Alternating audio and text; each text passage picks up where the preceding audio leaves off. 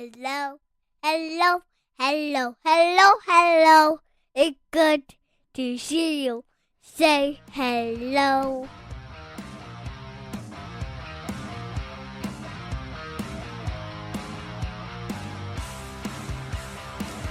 Welcome to the Huskies Hockey Podcast. Weldie and Andrew here for a May off-season special podcast for all of the Husky and college hockey faithful that listen to the show. We welcome you into the midst of the first official heat wave happening here in St. Cloud.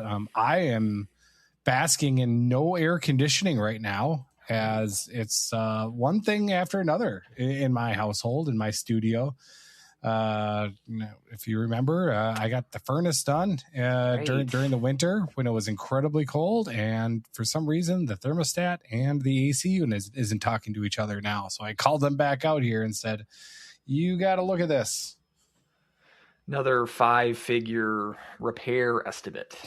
God, I should be a $0 repair estimate. That's the reason why it's not working. If they hooked it wrong the first time. You think this has something to do with the January repair of the furnace or yes, new installation of that furnace, right? Because you had to buy a whole new furnace. Yeah, I had to buy a whole new furnace and a whole new thermostat as well. So they replaced that. So my theory, and my wife's theory too, is that for some reason the AC unit and the thermostat itself ain't talking to each other very well. So I will hopefully have an update by the June episode. And hopefully at that time, I am not a puddle of sweat. Yes, for everybody involved. Let's hope that doesn't, that's not the case. If that is, we're going to have to switch to a video podcast, and you guys would all have to look at me. You all have to look at me just sweating like the, what's the name of the fast talking Micro Machines guy? That's kind of what I would look like. Not getting the reference. We might have to appeal to YouTube to get a adult rating on that one. It'd be our sultriest show. Yeah, exactly. It's we've got the whiskey episode that we has lost due to adult colorful language, and we've got this do lewd sexual situations and the upcoming shirtless obscene episode. nature. Correct. It's I can't describe it, but I know it when I see it. That's that's the episode already of that podcast. Your kids are not allowed to watch. And really, for the best, actually, it's for their safety. And one day you'll tell them about this. So if you're wondering, all you youngsters, all you Gen Zers that are listening, wondering why you can't buy a home right now, it's repair after repair. And actually, I just finished my siding too. So we pretty much just gutted everything in this house, and except the main thing I wanted to change in this house, which was the flooring. That is still the same. Everything else is stacked up in priority. Yeah, the flooring, that's your luxury item. Mm-hmm. Well down on the priority list, as it seems. Like you're playing whack-a-mole with all the other more pressing problems. Yeah, exactly. So if you're renting, thank your lucky stars. You can just call the landlord and yell at them. Rental prices, at least here in Arizona, are very affordable. As I'm sure you've heard. So you really, I've got it made here in the shade. Yep. In the shade. Well, have you got AC there in Arizona? You're probably okay. Thank heavens we do. Okay. If that goes out, we really have some problems. But we're holding up. Sure enough. So let's get into it. We've retired the whiskey bit, but that doesn't mean I'm not going to be drinking whiskey throughout the episode. So I will share what I've got for my pour, and today is one of my all-time favorite bottles, the Old Forester 1910, which is peak bourbon. It's a classic. Mm-hmm. Absolutely love it. My buddy My buddy Dan sent me a picture that he actually got his hands on some Elmer T. Lee that he had to wait. His wife waited outside of a Total Wine for about 2 hours. A line of 50 people was able to snag a bottle, and I was pretty jealous about that. Is that one of those super high end, like the Pappy Van Winkle? Is it in that sort of class? Like, how much per bottle are we talking about? $500? Well, that's the thing, is that like normally it's just like one of your better bourbons at a reasonable price, but because of that, it has the scarcity of it. Now everyone is buying it and everyone's trying to find it, so that has artificially raised up the price quite a bit. So yeah, there was a time when that bottle was going for about $600-700, but it retails for like $70-80. So he said he got it for like $120, I think. So that's probably what I would pay for it as my max, maybe up to $150 for it. But it is that's right now, that's my unicorn. And shockingly, the Liquor Pig here in town doesn't have it. I was actually at Total Wine not too long ago doing a stock up, and I actually looked at you had recommended on this show Diplomatico rum. Oh yes, the rum. I couldn't. You said it was a white rum, or at least you recommended it for their white rum. But there was 3 bottles there. One of them definitely was a dark rum. The other 2, I couldn't tell if it was a white or a dark rum. So I'm just like, I don't want to guess. They looked intriguing, but maybe next time, or at least can you clarify? Is there like flagship product? Is that a white/silver rum, or their labeling made it not clear? And so I'm wondering if you can clear that up. I had to just settle for the Largo Bay. It's the top end of the plastic jug rums that had.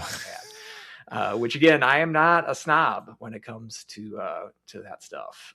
It goes down well, actually. But because of your recommendation, I did check it out. So I acted on it. I just didn't buy it. And if I need some more information, I'd be glad to take it. Sure. It is. I mean, it just is a clear rum, comes in a white label, Diplomatico Plantas. But these were like smaller bottles, like artisanal, but it was like a greenish, like I couldn't like, it's not a clear bottle. I couldn't tell what the color was just looking at it. It was okay. Like a tinted bottle of some sort. So that was why it was a little unclear. It was unclear whether or not it was a clear color or not. That was okay. That was some of their reserve exclusive. It looked something like that. I don't know if. I mean, it's Total Wine. They have everything there. Mm-hmm. So maybe I just missed the section where they just have their standard Diplomatico.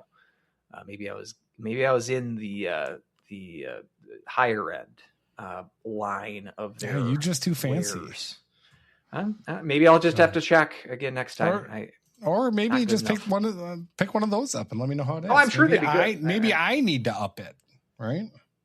So, or that's some homework for you. You could sample all of those more specialty blends. I'm gonna need to get another bottle. So that's what she loves. Never mind how much we just dropped on siding. Well, I mean, if the AC is going to go out, you got to stay cool somehow. Yeah, right. And what they always say is rum. That is the secret to keeping cool. Yeah, exactly. All right. Let's see. We got some Husky news to talk about. We got some schedule, a little bit more information on schedule releases. We got assistant coach opening now here on staff. We got some roster updates and maybe some incoming. I don't know. Where do you even want to start here? Well, let's just go. Let's just, you probably told me in the green room and I forgot. So already the 1910's getting to me. Yeah. Well, we can talk about, roster, looking how the roster is shaking out for next year or shaping up for next year with, we've got some recruiting news as well as at least one transfer. I think so. We last recorded about a month ago. the end of April. So we're trying to piece together what news we knew at that point versus what's happened since that last show. I know that Jake Southgate, that news dropped maybe in the week after, shortly after our last show.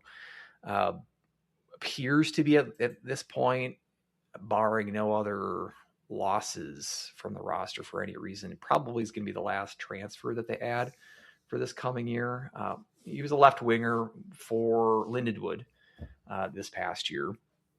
And he's going to be one of the few seniors on the roster for the Huskies, which I think is important. We'll talk about. We thought we'd have one more senior returning from last year, Verner Miettenen. That's no longer going to be the case. So this team shapes up to be very different. Just a huge amount of turnover from last year, obviously with the amount of seniors that just naturally graduated, but then also the Larson move to the Gophers that spurred Bernovic and Hall and Loftus to move on as well. So very, maybe the most turnover from one year to the, at least in the modern age, last 10 years, let's say. Oh yeah. Most amount of turnover that we've seen here from the Huskies, and very few of those are going to be seniors next year. And with Miettenen no longer in the fold, it's like Jack Ryman, and that might be it. Southgate's going to be one of those guys, though. So he brings some experience to the fold, which is much needed, I think. He's a guy that he's produced in the 20-point range roughly for Lindenwood. That's against a schedule that's heavily tilted towards the Independents, Alaskas, and Long Island, and teams of that caliber. So take those point totals with a grain of salt if you'd like.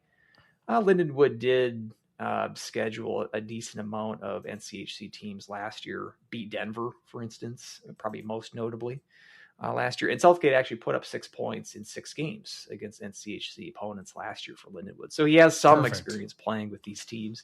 So again, those point totals, the point totals might not be the most impressive, especially if you're factoring your grading on the curve of what the bulk of their schedule that Lindenwood sees. But I think most importantly, he's going to bring some grit. He's going to bring some age and experience to this roster. And I think he's a guy that, he could pop in some points for you. I don't anticipate this guy being one of the point leaders on the team, but I think an important depth role and someone in the locker room in particular that can help with the young guys on roster. So I like the move. We might be talking more about him now just because he's like the last of the transfers. A guy like Ulrich, who's coming over from Lake State, probably is going to be a more impact player for the Huskies next year. But at least just the last guy in among the transfers, again, most likely the last guy in. I think Southgate at least gives me some optimism that I think he's going to bring something to the team, not just on the ice, but off the ice as well. So I like the pickup. Yep. Very much so. I was also looking, is it Napier as well? We touched on him a little bit, probably not very much. If you wanted to speak more on him, Colgate defenseman that transferred. The Colgate defenseman, but I believe he'll be transferring in as a senior as well. I think you're right. Yes. So that leaves up with 3 seniors. Like, again, still incredibly young squad, but with Ryman and then 2 transfers. So it'd be kind of interesting with all of this turnover, what teams are going to look at or what players are going to look at for putting a letter on and captaincies, kind of when it comes to this type of situation where so much is new and we don't really, know a lot of, some of the, what some of the new players that are going to come bring to the table. Maybe this is kind of a rare, usually the players kind of vote on who the captains is. Maybe this is kind of a rare situation where Oliver's going to make the decision that, hey, I'm going to, name the captains here this first year. And then, once everything's kind of settled in, vote on it from then on. But I don't know. It's because as much as obviously I like Ernest and Rode, them wearing a letter would be pretty shocking. Thorson, I don't know if he's got the temperament to wear a letter, but I don't know. Maybe he got that Marchand in him. So it's we'll see kind of about that. But it's an incredibly young roster. So it's kind of intriguing which way Oliver's gonna go with it when it comes to who wears a letter. You'd like to think too, with Ryman coming back and now with Verner out of the mix, Ryman being, and you mentioned Napier transferring in, so he hasn't. This will be his first season in Cardinal and Black. Same with Southgate. So you got to think that Ryman would have to have the odds on. The odds on favorite of wearing the C next year, just being the most experienced Husky, the guy that has the most seasons under his belt as a St. Cloud State player. Just by default, he's the only one that's going to be there for his fourth year. So you'd think that this would kind of be a prime opportunity for maybe to get like a junior to wear a letter and carry that letter over to a second year. Maybe have wear an A this year and then graduate to the C next year. But as you mentioned, even the juniors, there's not like candidates that you kind of just glance at this roster and go, oh, yep, that's definitely going to be a 2-year letter wearer. Like, again, the candidates just numbers wise aren't that many. You got Thor Bufflin and Thorson, as you mentioned, among the juniors to be that have been, again, guys like Finn McLaughlin, but guys that have been with St. Cloud their entire college careers. I mean, you've got, Burzins will be a junior. I mean, he's been here 1 year, but typically you don't see goaltenders wearing letters. Maybe this will be a year because, again, there was no candidates that seemed to scream out for that. So, yeah, it'll be very interesting how Oliver handles that. If he just gives that decision to the players, or if he steps in and weighs in on that. It'd be interesting how that all shakes out. What would it would surprise me if Bufflin wears a letter, but I mean, it would surprise me too. At this point, who knows? Kind of where it comes to this in this era, and it's not like, there's been many times over the last couple of years also where you look around. I mean, North Dakota, for instance, has had, a couple of years where they had a lot to replace. Obviously, Arizona State always feels like it's just a turnstile there of players coming in and out. And they've, how they've managed it was always kind of interesting, for better or for worse. So we'll kind of see where all of that ends up. And especially with the coaching vacancy also that we've got. All this talk about that, a possible hindrance of the head coaching search for the Huskies is that they wanted to retain their assistants. Well, looks like one of the assistants is getting another head coaching job. And looks like Rude is going up to Alaska, north to Alaska. Got the Alaska Anchorage job. So he's taking over the helm up there. And I know, Andrew, you made a point of this on X a while ago. How many head coaching from St. Cloud State does that make overall? As far as, head coaching is St. Cloud State alums. It's kind of the factory. If you want a head coaching jobs, it kind of runs through St. Cloud State. Rude technically is not part of that because he's a CC grad himself, so he would add to CC's number. I'm using the hashtag one of us clause. Well, because you could do Minnesotans use so much. You could do it in a couple of ways because they, as far as St. Cloud State grads, people that have degrees from St. Cloud State, there's 4 currently. St. Cloud State grads that have D1 head coaching jobs, which is the most of any school currently.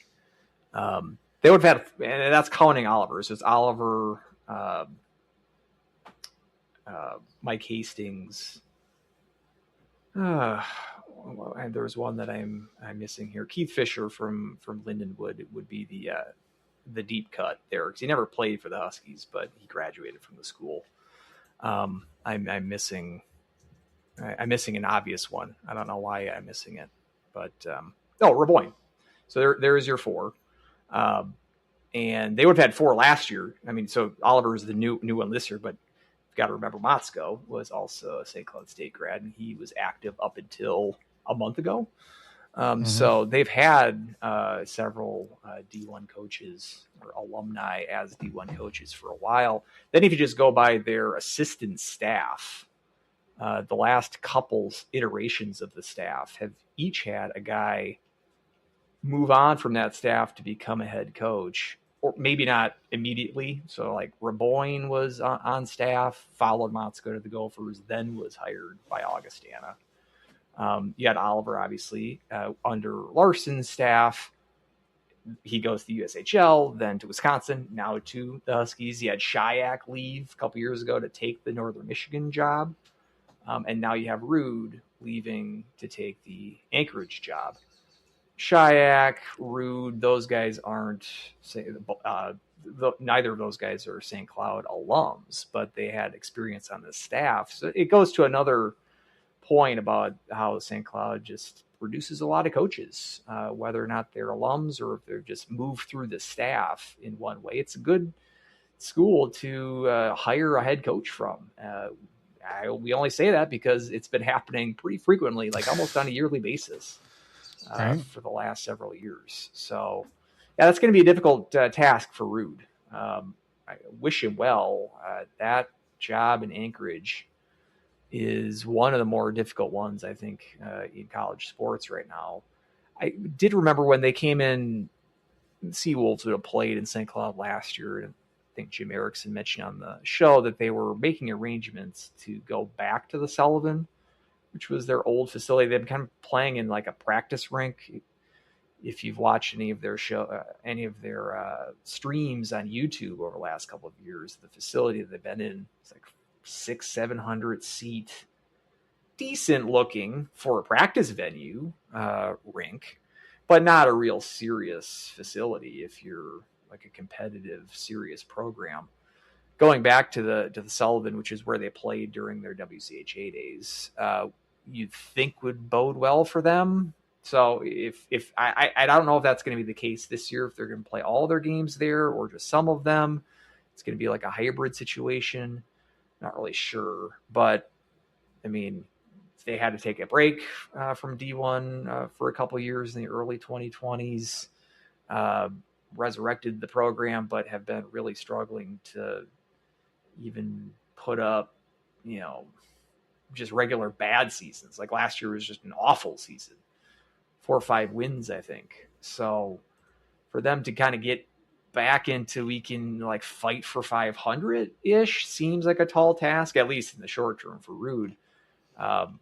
But from his perspective, and this will be his first D1 men's head coaching job. He obviously had the D1 women's head coaching job at St. Cloud for 5 years or so in the mid to late 2010s, but hasn't had that opportunity at the D1 men's level. So I'm sure that's been a goal of his for his entire coaching career. And congratulations to that. And from his perspective, there's only so many of these jobs that go around. If that's really your goal here, is to put that bullet on your resume, taking the Anchorage job is one of the jobs in D1 college hockey. So, but it's just going to be a difficult task, and he better get his frequent flyer cards all sorted out, because they got so much travel being an independent. I mean, they're going to rack up the frequent flyer miles for sure. So get those points, get the points and get used to the long plane rides and probably a little sleep, or not high quality sleep, let's say, on overnight plane rides back in to Anchorage, Alaska. But yeah, that opens up a spot here on St. Cloud's assistant coaching staff under Oliver. And yeah, we talked about when Oliver and other candidates were being bandied about for the replacement of Larson, the reports of Rude and Enga being sort of a package deal that were going to be retained no matter what, no matter who the new coach was going to be. That wasn't an idea that I think we really endorsed And yeah, sometimes things can work out naturally like this. So that means that Oliver, it turns out, will be able to at least hire one assistant of his choosing. And I'm pretty sure from his perspective, like I even thought one of the last shows that we had is the one thing that keeping the assistants on, at that point we were assuming it was going to be both Ruud and Enga, but the benefit of keeping one or both of these, or all three, can't forget about Kuster. But the benefit of that is that it provides some continuity with the players that are currently on roster.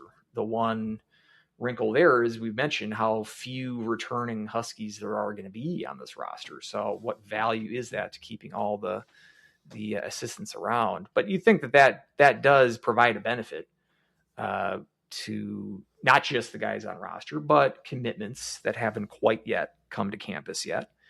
And for the most part, we've seen guys like Cade Stingram decommit, Hawk Huff. We've talked about both going to St. Thomas, incidentally. Those were committed players that have switched their commitments from St. Cloud since Larson's departure. But for the most part, the commitments that had been in-house, right, at least had been on track to be a St. Cloud, a future Husky, have maintained those commitments. And I think you can give some of the accolades in keeping those commitments to St. Cloud would be the Engas and Ruuds and Kusters, who would have been a part of getting those players committed in the first place. So that you think is the benefit of keeping those guys around. Now with Ruud gone, you need to bring someone else in. I mean, that news was about a month ago exactly with Ruud's departure. I haven't heard a peep from St. Cloud's perspective on candidates to replace Ruud. That's really surprising. Yeah. We talk about anything. Yeah, we talk about with newfangled NCAA athletics in general, to say nothing about hockey. But now that it is the off season, and the most important part of that off season is kind of already gone. And I mean the closing of the portal, or at least when the portal is most active, is, let's say, the first month of that off season. And most of that had been completed by the time Ruud had departed, but it's, like I said, I think Southgate announced his commitment to St. Cloud after the Ruud news. I mean, there's still some activity, but you'd like to think that, the season's a mere matter of months away. You'd like to think that there'd be some urgency to getting another assistant in the fold here before too long. And again, we haven't heard anything about it. You wonder do you just kind of go with another NCAA assistant, like a retread, someone who had a assistant position at the D1 level last year, for whatever reason, contract wasn't renewed, maybe a coaching change from their previous employer that has rendered them available. You wonder if you go that route. You wonder you could go looking at the USHL, the junior route, getting a coach from those ranks and putting him into an assistant position. I don't know what sort of angle you go, or I'm sure there's benefits of either of those approaches. And there's other approaches as well. You could go the Spencer Meyer route. Saw some X chatter, or at least some good words, which I echo. I think Meyer's definitely got coaching in his future. But there's different angles you could go with this. The fact that we just haven't heard anything about any possibilities is a little unusual. What kind of, like I said, if we don't have if we don't have names, we don't have candidates, we don't have anything like hard news related on who could be the replacement, just in general, what kind of coach type are you looking? Do you want more of a veteran, let's say the Shayak mold, someone who's been around the block, maybe not necessarily an ex-D1 head coach, which is what Shayak was and currently is again? Or are you more looking, or would you be more interested or excited about maybe a younger up-and-coming type, USHL, or even like a first-time Spencer Meyer type? Which kind of coaching type are you most interested in to replace Ruud? I would. It's tough because I don't exactly know what Oliver's style is or what the rules were in the previous in regard to Inga and what where his focus was. But when I'm looking at the change of the college hockey landscape and I'm looking at everything, what I would like to see is, we've got such a massive talent pool right now. Is like whatever coach that you bring in, I want them to be incredibly plugged into the CHL. And that's kind of what I would like for that type of role to be, is like, to find some maybe player that you see potential in that play for the Sioux Greyhounds or the Flint Firebirds, or you're probably not going to recruit on the Q, maybe more of the WHL. But I'm not going to lie. As of right now, when I'm looking at our incoming freshmen, and it's actually a class that I am pretty optimistic about. But we got the Everett Silvertips right now are playing in the Memorial Cup, and Zach Shantz seems to be factoring in on a lot of plays that they're having. Mm-hmm. And then Nolan Stevenson as well from Penticton, coming in as well. Those are going to be two. I think we're going to need them to step up and fill big shoes right away. And I think they've got that, definitely have that opportunity to, but to keep that pipeline going, I want somebody plugged in, especially the OHL or the WHL, to really fill maybe to fill in some of, because like the CHL and the recruiting and that aspect of it, I think is only going to get bigger and bigger, especially with the eligibility rules that are going to be in play. And changing here with the 5 years. So that's kind of one thing that I am looking forward to is, fill in where your blind spots are. And I think since the CHL is a big unknown right now, that's where a blind spot is. And I would like somebody to really kind of fill that role. And if you do go young, sure, I'm all for it. I like the youth, somebody who can really connect with the players, again, be somebody that the players want to play for, both recruiting in, but also from the transfer portal too. It's like, oh yeah, you see what kind of culture that you can create. All that stuff, it hasn't gone away. There's still a lot of the same things that players do look for when it comes to a college hockey team. And that's, creating that type of culture is key. And if it is a young player, or a young coach, I'm all for it. And just, we got to make sure that everyone's blind spots are covered and everybody's heyday. That's what I think that, Gibby, I think, was so good at during his tenure here as an assistant, that he was able to, get some of those players that, maybe even were a little bit smaller. I mean, you look at Newell, you look at Jackson. I kind of look at those as more Gibby guys than Motzko, for instance. So, but also the recruiting in Europe, all the connections that he had over there that obviously did very well for St. Cloud State for many years. So that's kind of what I'm looking for, someone to really fill those shoes. And whoever does, I want them on the staff. Yeah, it'll just be interesting, not just like the coaching type, but do you just want like a stopgap, like a one year fill-in, or are you looking for the long term? And that might depend on, or like who you hire. That it might depend on what you're looking at long term with that slot. Because again, you might just want to have I could see a stopgap measure being a positive, but also if Sure, you're thinking more long term, there's benefits to both, I suppose. And I like how you brought up the WHL, Canadian juniors in general, all the movement from the players, how that's now a path to the NCAA.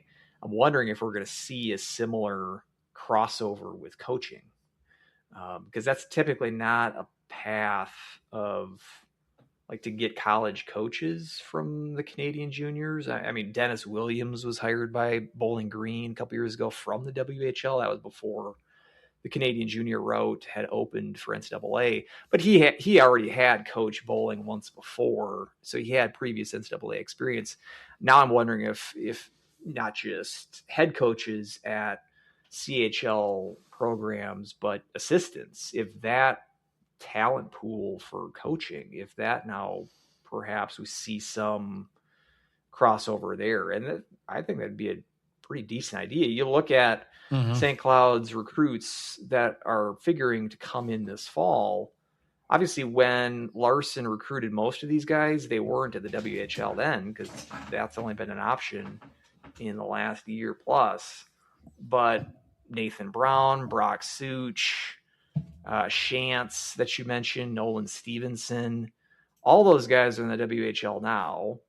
You mentioned the Flint Firebirds. We should mention Darels Uljanskis, defenseman from Latvia, might be the cream of the crop of the recruits that Oliver's brought in so far. He's the first OHL player that St. Cloud has committed. So I mean, right there. I mean, and you've got Hunter Rudolph also in Canadian juniors right now. He's not going to come in this fall, but pretty much the majority of your pipeline, Carson Pilgrim is like the one that's coming in from the USHL of the current crop this year. The others, again, would have started elsewhere. A lot of these BCHLers, then, like in Stevenson's case, would play for Penticton, and then Penticton moved from the BCHL to the WHL. He stayed on roster. So he kind of became a WHL player by default. But a lot of these players, like Shantz that you mentioned, they entered the WHL this year because that's a route that's possible now, putting up good numbers. So I'm wondering too if that's not a bad idea to try to think about connections up north, not just with your players but your coaching staff as well, because from what we look right now, I mean, the majority of the players that are going to be donning Cardinal black here in the next year or two, most of these guys are going to have CHL experience. So it wouldn't be a bad idea to help bridge that gap with maybe considering some coaches to fill out your staff that have that experience in those leagues as well. And that's all, like having a connection, having a bonding with some of those players for shared experiences that, I remember having to ride the bus from Windsor all the way to Kitchener. I don't know how far of a drive that is, but it sounds like it's far. I don't know how many kilometers that is. But that all that is just, finding a bond, finding a connection. But you talk about how CHL right now, from what I can tell, is kind of shaking in their boots, shaking in their clogs, shaking in their Timberlands. Whatever they get at Canadian Tire, because they are right now. They're seeing a lot of their players end up, higher end talent is, some of them end up leaving and getting some extra experience over in the in college hockey. And, some of the coaches up there at the CHL are talking about, they have, an easier schedule, easier as in less games on the schedule, and, actual flights instead of riding the bus all the time. They have better amenities, and you have to wonder if that also filters, like you said, to some assistant coaches. I was like, maybe I do want to go down to the States and try my hand at this college hockey gig. If it is, you got better amenities, you got better facilities, you've got better, kind of a way of, I guess kind of a better culture, which I know isn't exactly fair to say because I'm not plugged in, obviously, to the CHL. But I mean, as much as players, are testing the water right now, I think it's only a matter of time before some assistant coaches start kind of going that route as well. And I would love it if St. Cloud State was, there on the foreground. Now, getting those assistant coaches to even want to, step outside their comfort zone, that's maybe something of a little bit more of a battle. Maybe they got a little extra pride, a little extra stake in, keeping in the CHL. But I think it's one of those things that, if one or two go and find success, it's only a matter of time before more and more follow. Yeah. And talking about like CHL fears about the new normal, if we have time, we've got a lot of topics, but we have time to talk about the 5 and 5 year plan for NCAA, which appears imminent to be voted in over the objection of the hockey coaches community, we should say. But all the changes there seem to really be sparking fears about like the NAHL, even like high school hockey would be adversely affected by that rule change in particular, I think, because it's tied to high school graduation. So there's a lot of levels of hockey or, geographical areas of hockey that have been feeling anxiety about the changes in the game surrounding NCAA hockey. We have to wonder too if Europe, which you mentioned, especially with previous Husky coaching regimes, was a pretty popular hotbed of gaining some talent. Gibbons, you mentioned like the smaller players. You thought that was more his trademark. If I'm thinking like Gibbons, I'm always thinking the Finns, because that was one of his bread baskets of getting talent. And that's a long-winded transition to say that Verner Miettenen is no longer on roster. It had been it was rumored right when Larson left that he might be heading out, returning home to Finland. Mick had reported last month that he was going to return, Verner. And that's when we had our last show, and I was kind of excited about centers that we have on this roster. And guy like Miettinen figuring to be like a third or fourth line center, I think would have like maximized his value. I'm not sure if he's like the best idea for like a top line center, but him further down on the depth chart, I think would have like been ideal for this team. So I was kind of excited about the prospect of Miettinen returning, and we're talking about like youth of this roster and the fact that there's not going to be many seniors. He figured to be one of the few experienced Huskies, grizzled vets, as it were, on this roster. But as it turned out, just a few days ago, Hatton reported that he is not going to be on the team, had informed Oliver that he will be returning to Finland. So I want to get your reaction, first of all, to that. Again, I don't think he's like the biggest loss ever. Certainly stacked up to like Bernovic, players of Henriks, players of that caliber. It's not exactly that level of loss. But like I said, I think he was a valuable depth player that I think could have, put in 20 points, which would have been about his season average in his 3 years at St. Cloud. Above average faceoff guy, intangibles, and again, just with the experience and veteran quality, leadership qualities that he would have brought to the table, I think it is a bit of a loss. I'm sad to see him go.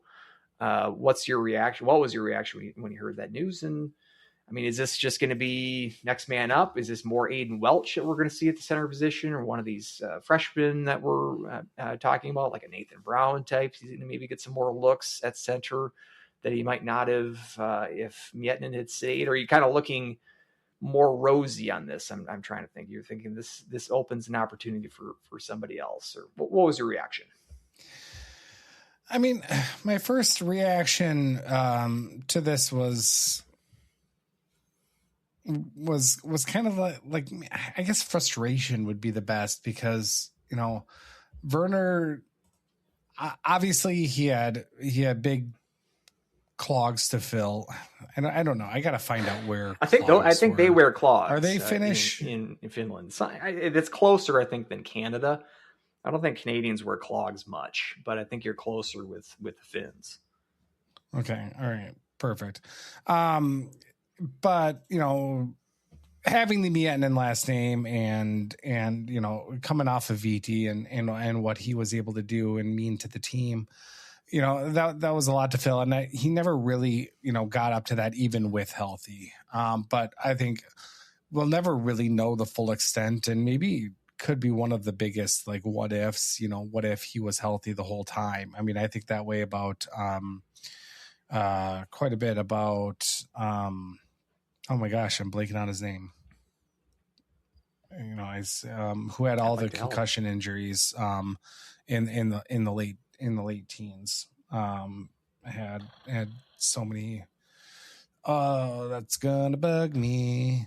But you kind of look at that as how much of those injuries really put a damper on his career, because looking back at or just looking at about his season here this last year and when he was out and then he kind of came back quote unquote healthy, it just wasn't the same.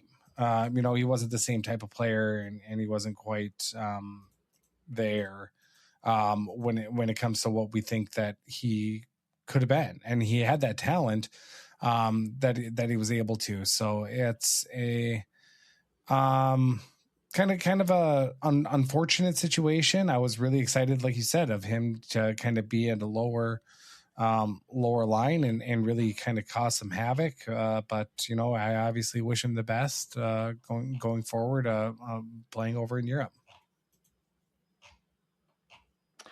I wish now you got me sort of brainstorming. Late teens Husky. We're playing an impromptu game of Guess the Husky here. So guess the Husky.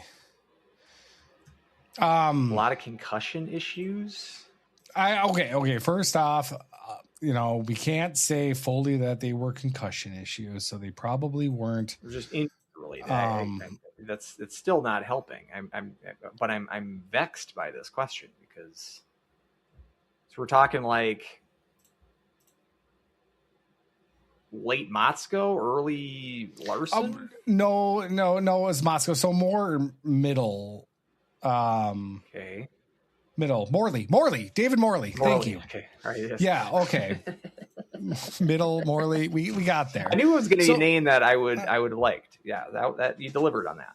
So, I mean, because Morley was a player that, that was always, I felt, when he contributed, he was in the lineup. I thought he was a great player, but he had a lot of allegedly concussion issues, upper body injuries, just whatever that really held him back. That I always wonder what could have been him as a player if he would have been healthy. Verner, kind of, especially this last year and the year before, kind of in the same vein. And just unfortunate that we never, I don't think, really saw his full potential.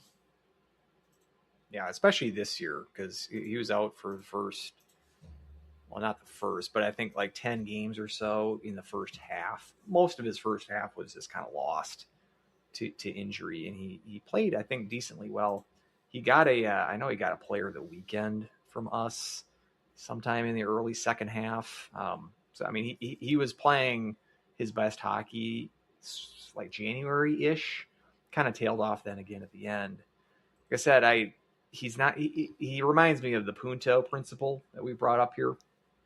Nick Punto, perfectly fine and valuable as a bench player.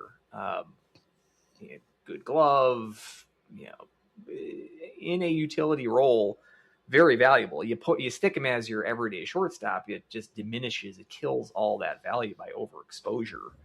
Similar to a guy like Miettenen, where his value is optimal, sort of in a bottom six role. If you're going to put him, you're going to give him the assignment of centering your number one power play unit. That's a recipe for disaster. But you put him in third line minutes against other third and fourth lines, on the penalty kill, I should say, which I think he was an asset on PK. If you put him into the right positions to succeed and don't overexpose him to that degree, I think that would have that would have been just fine, and I think a value to the team.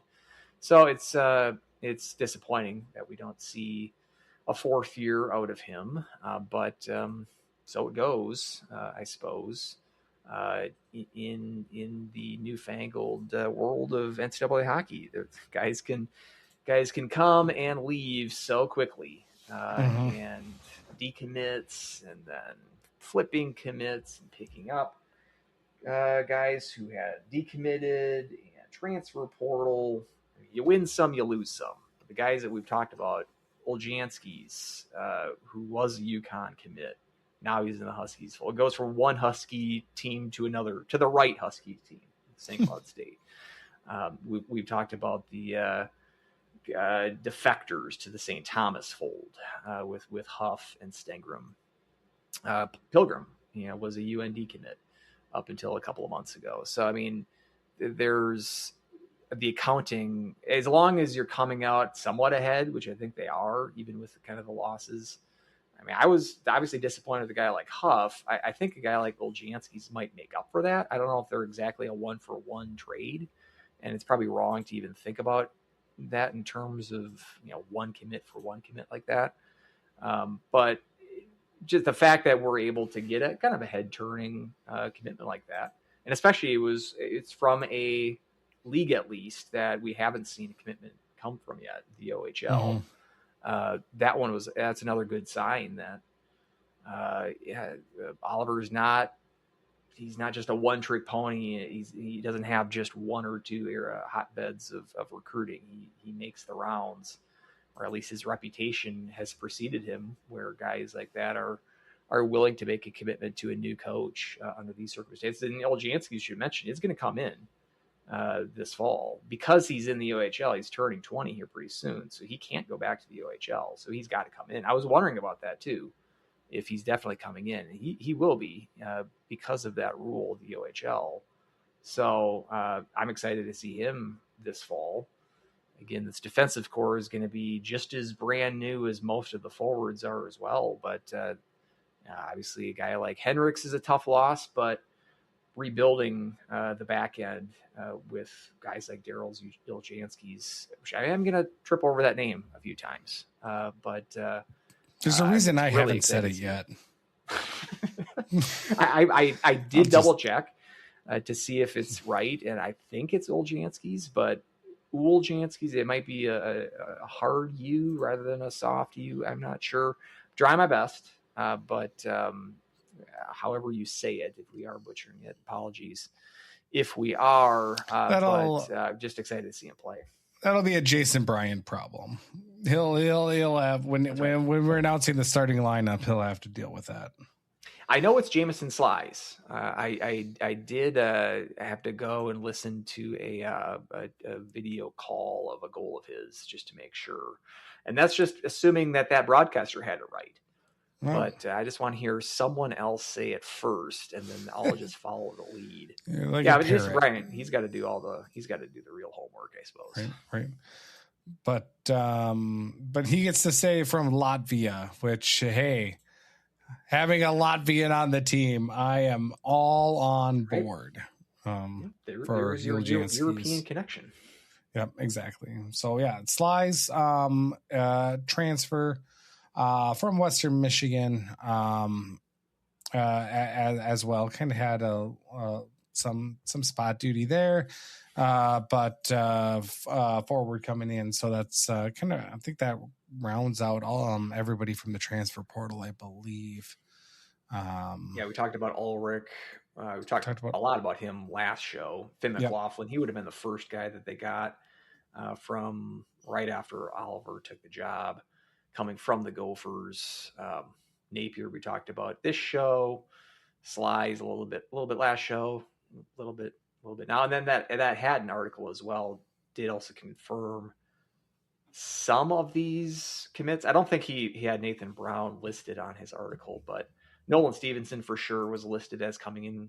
He's reaffirmed his commitment that he'll be coming in this fall. Such and Chance as well. And I'm thinking Brown's going to come in. He was on an ATO with someone, Ottawa, maybe. That doesn't mean that he's sacrificing his NCAA eligibility. Especially not in this world. Yeah, so he's probably going to come in. And again, I'm just kind of wondering too with centers, like with Miettenen out, if any of these guys, like Southgate is listed on Elite Prospects as center, but I looked into his stat line, or his track record with Lindenwood was mostly on the wing, so I wouldn't expect him to get center looks. Nathan Brown, he's got a center and left wing listed. I'm not sure if what he's been playing the majority of the time in juniors, but we like I said, we have Welch on roster. He got a little bit of a sniff last year.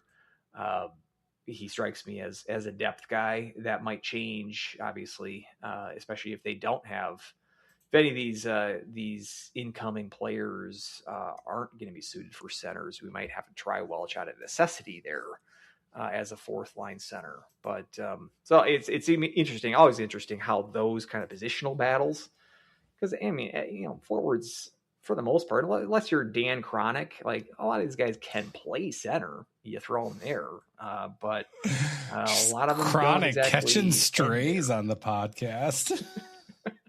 Hey, he was one of my favorite players. So I say that with love. How was he one of your favorite players? I think it was because he reminded me of my player type.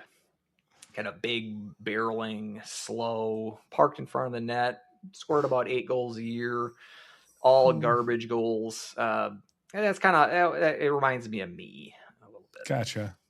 I was not the most skilled player, as my description of my playing career will indicate.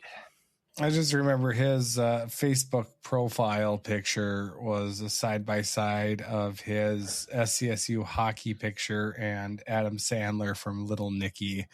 And let's just say that the picture was quite apt. It was pretty much on the nose, or on the chin, shall I say. That tracks. So we've kind of danced around it, and I guess we should just talk about it. The 5-5, it's not voted on yet, but it's all but a certainty that it's going to go ahead and pass, because the NCAA really only cares about football anyway. And so they just want to try to avoid as many lawsuits as possible and just say it's going to cover all sports. So no hockey carve out is going to be allotted. Now, what will happen? Will that just invite more ops, taking away eligibility from people now coming in by not grandfathering people in? Open up to more lawsuits, probably, but all of this is changing by the day. So, so the NCAA looking to put a rule into effect where basically you got 5 years of eligibility, and it's going to be 5 years to complete it. By the time you turn 19 or graduate, your timer starts right after you graduate high school. Or the equivalent of high school, whichever is sooner. So, especially as, talked about how dangerous it was for those 21-year-old freshmen coming in. Those days are going to be gone. I do find it kind of funny that Schlossman wrote out an article about it, talking, and he compared to who's their defenseman? God, I'm blanking on that name now. I'm just blanking on everyone. Yeah, Keaton Verhoff. Going up against Ryan Rosborough and how unfair it was, because, see that. And I'm like, oh yeah, all those times Rosborough got the better of them. When you had somebody like TJ Hughes right there, who I believe was 25 during the season, but at any rate, I've got a couple of feelings about it. I'm not nearly as doom and gloom about it as far as the college hockey landscape goes.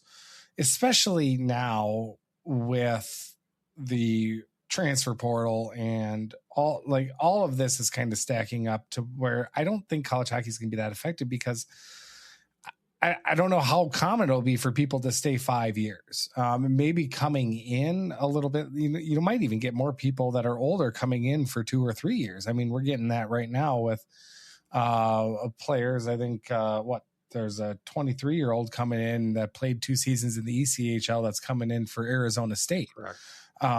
So I mean, and now with, teams, players being able to go in and out and transfer willy-nilly, or at the same time, they can get cut at any time now, and just easier for other coaches to just kind of plug and play and grab other players. I do feel this is going to have a bigger shakeup downstream when it does come to the NHL. Some of those junior leagues that kind of depend on, the 20-year-olds, the 21-year-olds, to really stay with that league and get a little extra development before going into college, because that can still happen, and you'll just end up having less eligibility in college hockey, but you're still going from 19 up to 23, so it or 19 to 24, so you're still going to have that age is still going to be there for college hockey. That's all going to be fine, but downstream, Minnesota high school hockey might see some kind of ripple effects when it comes to that, and also crazy hockey parents might look at their kindergartens and their kindergartners right now looking to hold them back an extra year to get that extra year of eligibility. I wouldn't put that past any crazy hockey player parents that have those types of thought processes. So I just don't think in college hockey it's going to be that big of a shakeup. Sure, everything has been changing. Everything's been changed the last couple of years, and the only thing that's going to be the same is everything's going to continue to change. But it's going to be real interesting what's going to happen to the NA. I would say especially Tier 2 at the NHL. Right, and and we should say too, the 5 years, that would be no red shirts allowed. So you can do 5 years. No medical red shirts. There's some very, like, you go on like a religious retreat or something. I think you can get an exemption of a gap year, or doesn't count towards your 5 years. That's very that's going to be exploited. Like some hockey craze is going to church for religious exaltation and come up with some fake name and say their religion, and a religious retreat, that a pilgrimage to go to hockey arenas across the country. And it includes a 60-game schedule that you play somewhere. It's like Gentry Academy, but for religion. Yeah. We joke about it now, but I'm sure someone's planning it as we speak. Well, now I'm ticked. I didn't think of that right before I said it out loud. I would have just started it. Can you imagine how many thousands you can take from crazy hockey players? Oh man, what a racket that would be. Yes. Gap year tours. I mean, we're just coming up at right at the top of our heads here, but sit down like with an hour and a couple of those whiskeys that you had. There we go. Come up with quite the multi-million-dollar idea right here. I like it. So 5 years, that includes everything. Like you said, with any of the sports, any high-end talent's not going to play those 5 years. Not going to play. Didn't play 4. Not going to even play 4 years. So whoever is going to take advantage of playing 5 years from 18 to 23, I think the percentage of players is going to be very small that take advantage of that. And then you have to manipulate it, I suppose, to get it from 19 to 24. And I think at the first couple of years, they're going to be cracking down. If you're in high school now and they hold you back for a year, I don't know if that's going to necessarily fly. if you want to get that extra year. But again, I don't know if the juice is worth the squeeze there, because if you've got a top end kid trying to get an extra year at NCAA, like what's the point of that? Yeah. The extra eligibility seems to more benefit the late bloomer type, which this rule doesn't really consider very much. It's interesting to me about revisiting the 10 years ago. What was it that Lucia brought up? We're going to outlaw 21-year-old freshmen. Yeah. I think a major reason that the NCAA wants to do this, or let's say is putting out the proposal the way that they are,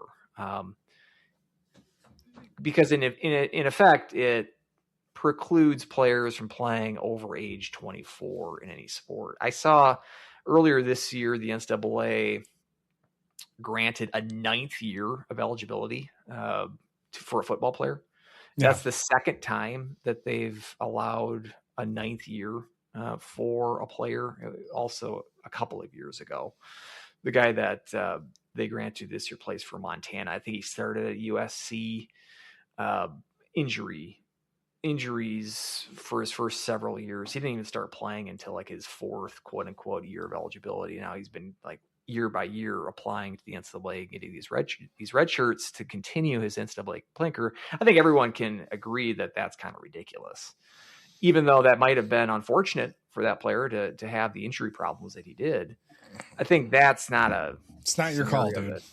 It's not your calling. Like just pack it up. Sorry. Yeah. We can look at like Van Wilder. It's time to move on with your life. Yeah, the rare one where Chris Wenke comes back to college and wins the Heisman as like a 28-year-old. That we can maybe accept that, because he didn't actually play until he started his college eligibility later in life, relatively speaking. But in this case, where you've been at the NCAA level, going on a decade, it strikes a lot of people as ridiculous. Now, those are very unique, rare occurrences. But the way that the NCAA, I think, is because they've been losing in court so much, instead of just putting a hard cap, like no one over age 24. So that's a negative principle. Like no one over 24. You're closing the gate at a certain number. But the way that they instead did it is, hey, we're granting everybody an extra year. It's 5 years of eligibility. It used to be 4. Now it's 5. So it seems more like a positive rule. Like we're expanding eligibility, but we're just putting these different age gates around it. I think it's a clever move by them, because I think it avoids the lawsuits that would happen if they were to put it more of a negative. You can't play after this age. But it boils down to kind of the same principle, which, again, I don't really object to necessarily. If we're talking about, we want to lessen the age of college sports just in general. Now, I didn't think in college hockey the 25-year-olds was really that much of a problem. I don't think it's also like the big secret. We see a lot of the hockey coaches like, this is the only way the CCHA teams can compete with the Big Ten is by having the older players. And to some extent that's true, but I don't think that it necessarily, like those rosters that CCHA programs thrive on, it's not like they're literally stocked with all 25-year-olds. It does come down to talent. And as you mentioned with Rosborough, 25 doesn't necessarily mean good talent wise. So the age in itself is not the magic potion. It's more indicative on you. And I feel that way also if you're an ECHL player going to play college hockey. I think that's a you thing, bud. Like, you're going the wrong way. Right. That's not how development's supposed to work. Yeah, it's true. So I mean, I see those that feel like some sort of reform should take place in NCAA sports when it comes to the amount of eligibility that's been granted in special circumstances. I also understand the different nature of college hockey and how it's not the same as football and basketball. And I'm not a fan of one size fits all rules when it comes to the NCAA, because hockey is a lot different. than the other sports. But I agree with you that it might have the effect. You're still going to have 21-year-old freshmen. It's just they will have one less year of eligibility. They'll have 3 years to play rather than 4. I don't think that's a huge trade-off or a terrible trade-off. And I don't think that's going to necessarily gut. I would probably say if there was going to be a net result of this, the big boys would probably benefit more than the small schools. But that's like any rule that happens in not just these days. It's just the nature of more resource laden programs are always going to have an advantage. If this widens the gap even a little bit more, I can understand the chagrin that the smaller schools would have in reaction to something like this. But I don't think it's going to gut programs at the NCAA level. I agree with you that the effect of this from a hockey standpoint is more going to be at the junior level, and especially the NAHL. We already saw, was it the Maine Nordiques fold up shop? They were at the NAHL level. One of the Minnesota one of the Minnesota NAHL teams cleaned house with their coaching staff. It's one thing too, like in the last 5-10 years, the NAHL has really expanded greatly.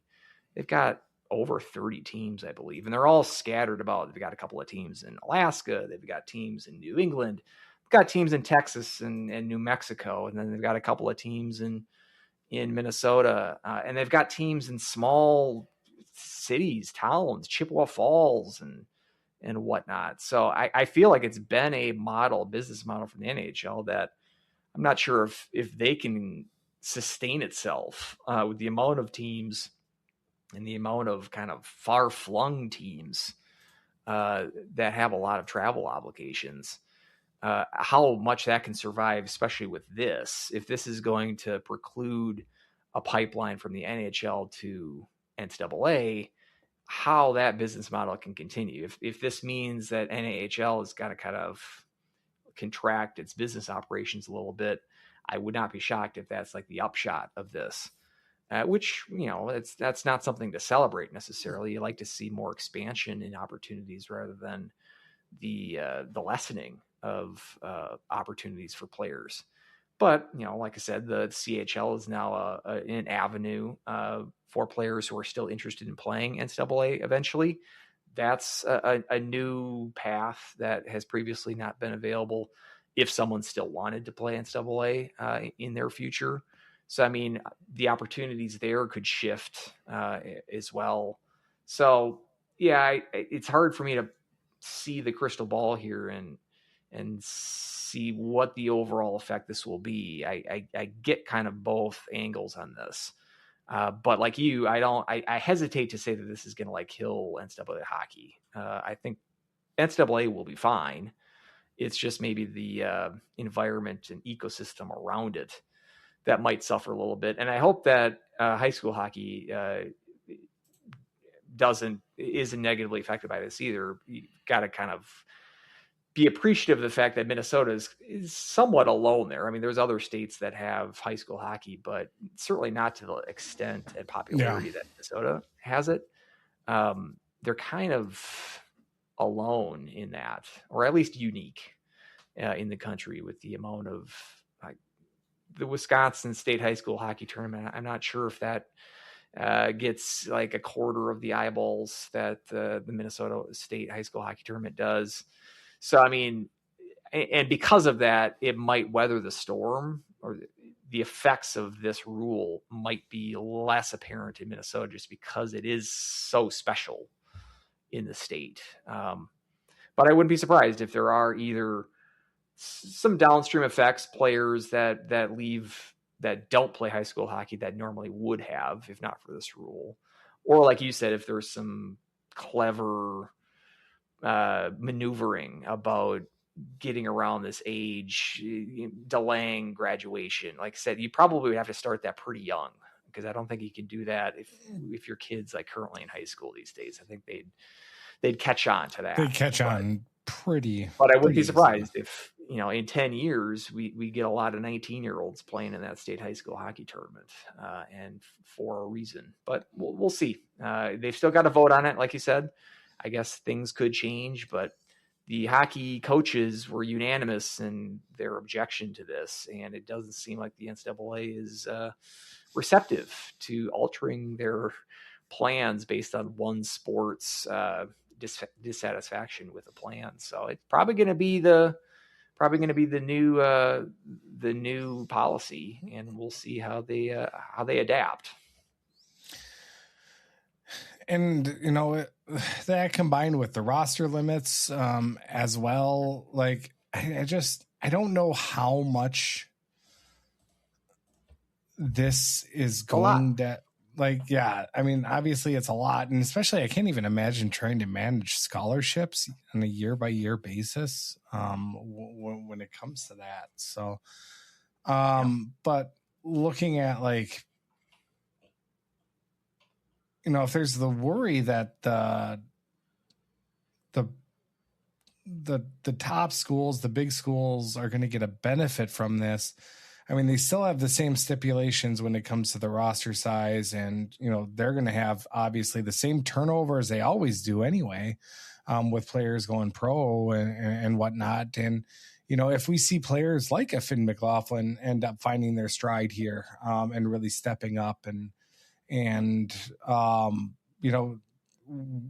there's going to be a lot of schools just like St. Cloud State that kind of get the benefit that, maybe you were buried at, 3 or 4 on a top school, and then you go to a different school and you're able, so all of that can definitely change. I mean, we saw that with Grant Crookshank, when he transferred to Minnesota versus when he transferred to St. Cloud State, and how much bigger role he played here versus with the Gophers. So it's all of that, there's pros and cons. And I think a lot of people in the college hockey world like to say how much the sky is falling and how much doom there is when it comes to that. But here in this instance, it's a rule. I think it's a rule that doesn't solve. It's like a answer and a solution, and trying to find a problem to answer.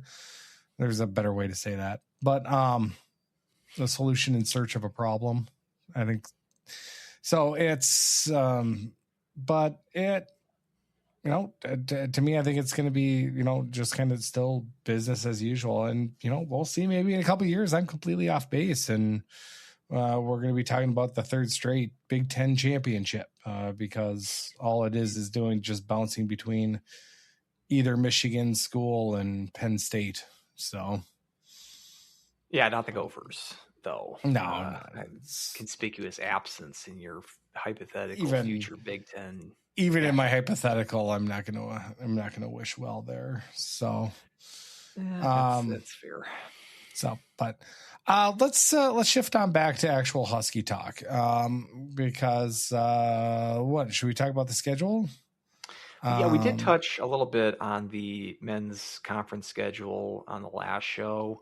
Mm-hmm. We did get some. Again, it hasn't been made official, and I think what's holding it back from St. Cloud State's perspective is the renovation or the progress of the renovation. I have a hunch that they're not going to announce non-conference dates until they are for sure on track to finish the renovation project in time. We did see Michigan Tech released their full schedule a few weeks ago, and they have the October 9th and 10th as a home series for St. Cloud at the Herb, which so we can. I mean, I'm hoping to come back for that. I've been waiting for this non-conference schedule to plan some trips. And it looks like the Vermont series might be around Thanksgiving, which was not my initial. I was not thrilled when I saw that initially, but there was a chance I might stretch that trip out a little further and stay on the East Coast, and because the Huskies are off the next weekend, so I might stay there until the next weekend and just kind of hit a bunch of different games, do like a road trip in New England. That all kind of depends on getting the official schedule out, though. I'm not making anything official, but we saw some unofficial blurbs about that. Fairbanks coming to the Herb. That would be in early January. This Bemidji series, there was like a midweek game for the Herb in December, which seems weird. I'm not sure if I will trust that until I see that reported officially. Boston College, at Boston College in October. We kind of knew that, just didn't know when that was going to take place. So we had that. Now we did also get, I had to go looking for the women's, something with women's schedule. And I just looked on SCSUHuskies.com on Sunday, and lo and behold, they have the WCHA schedule posted. I didn't see any press release tied to this. I looked on Twitter. I didn't see any posts about that. I didn't see any WCHA press release from the league.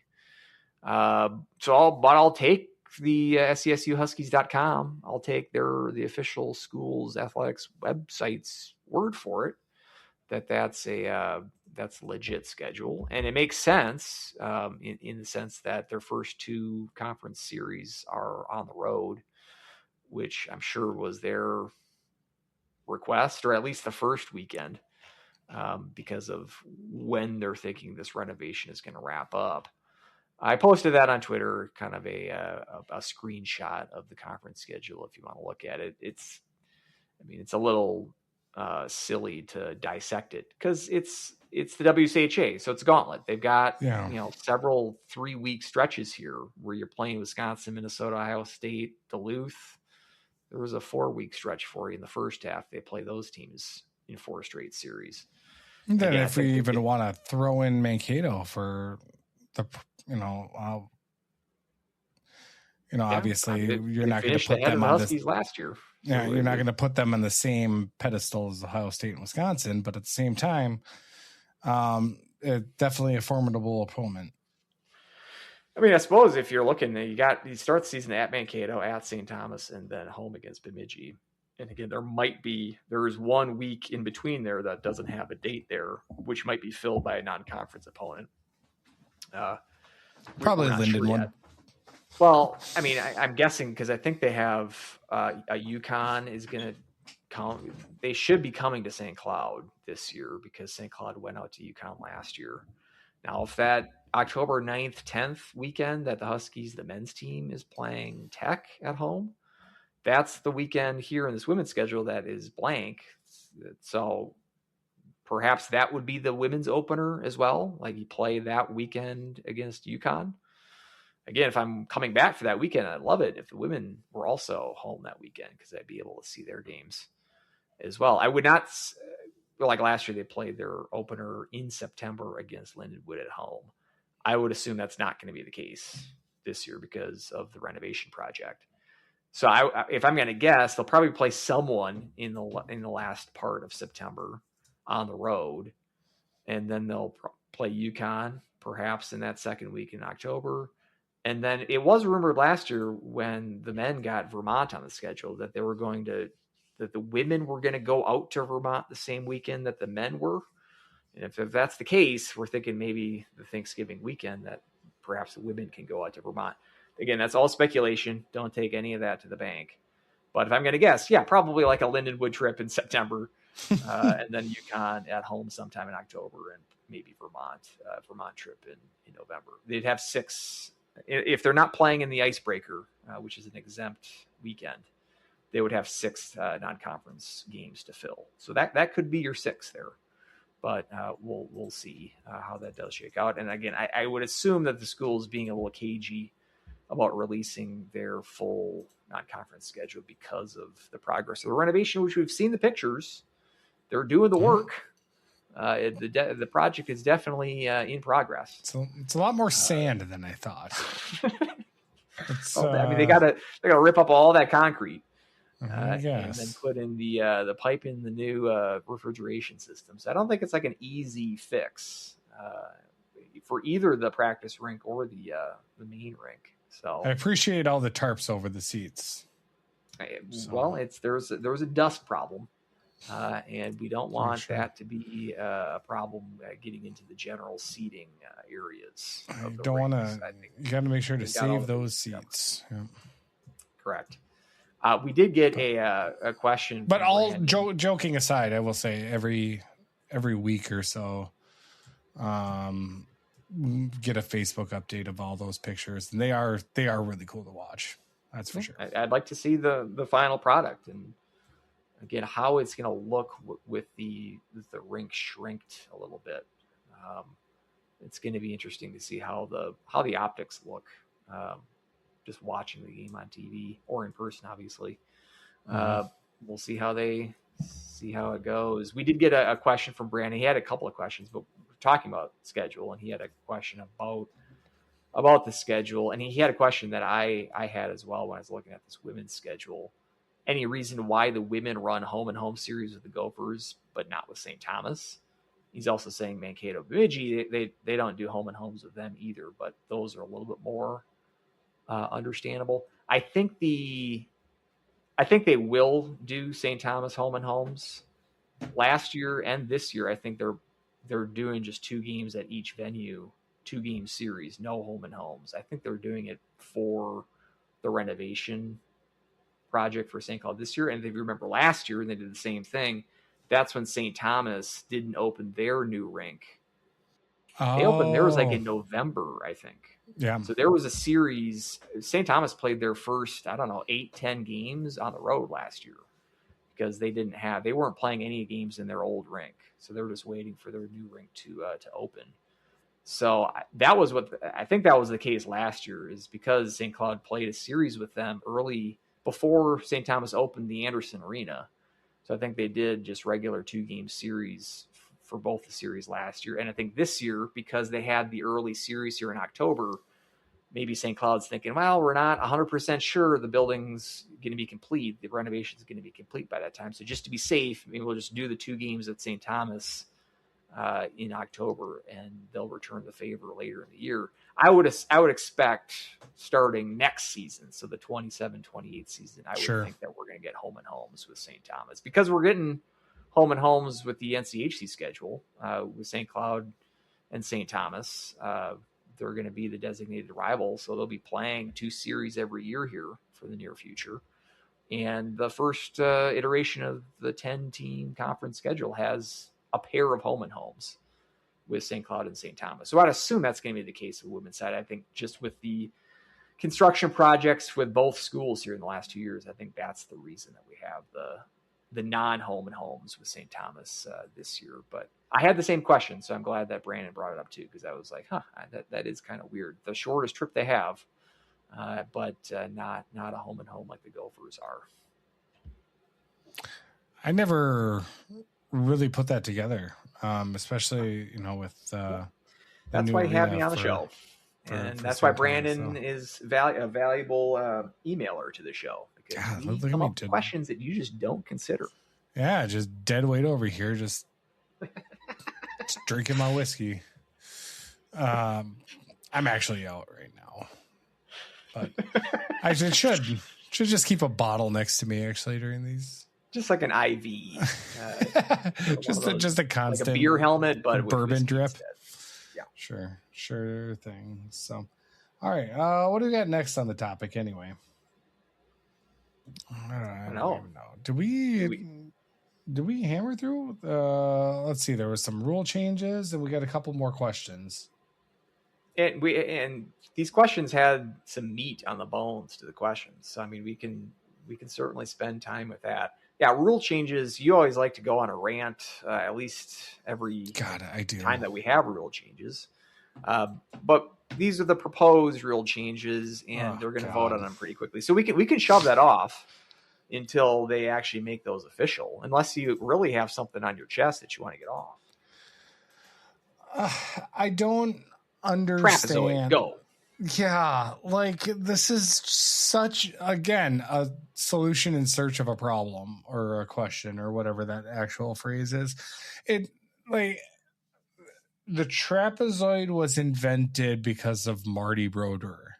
That just full stop. That was the reason. And ever since, it's been a bane of the existence of the NHL. The fact that if a goalie plays the puck, just a minuscule outside the line, that is the same as a butt ending call or just the severity of hockey penalties is just absolutely wild to me, that it can just swing in such the most minute, dumb little thing that really has no consequence at all, especially in today's game of hockey. And now they want to put that to the college level for funsies, or to we really got to make it like the NHL. No, you don't have to. What it is. Yeah, it's aping what the NHL rule is. And I went on a rant last year, or was it last year? When did they get rid of the you get to keep the penalty, keep the delayed penalty if you score a goal during the delayed penalty? But the reason they got rid of that is because, well, we want to align it with the NHL rule. It's like, well, why do you need to be just like the NHL? College football has a lot of different rules than the NFL, and people love both of those things. So why does college hockey need to copy whatever the NHL does? I don't like it. And it just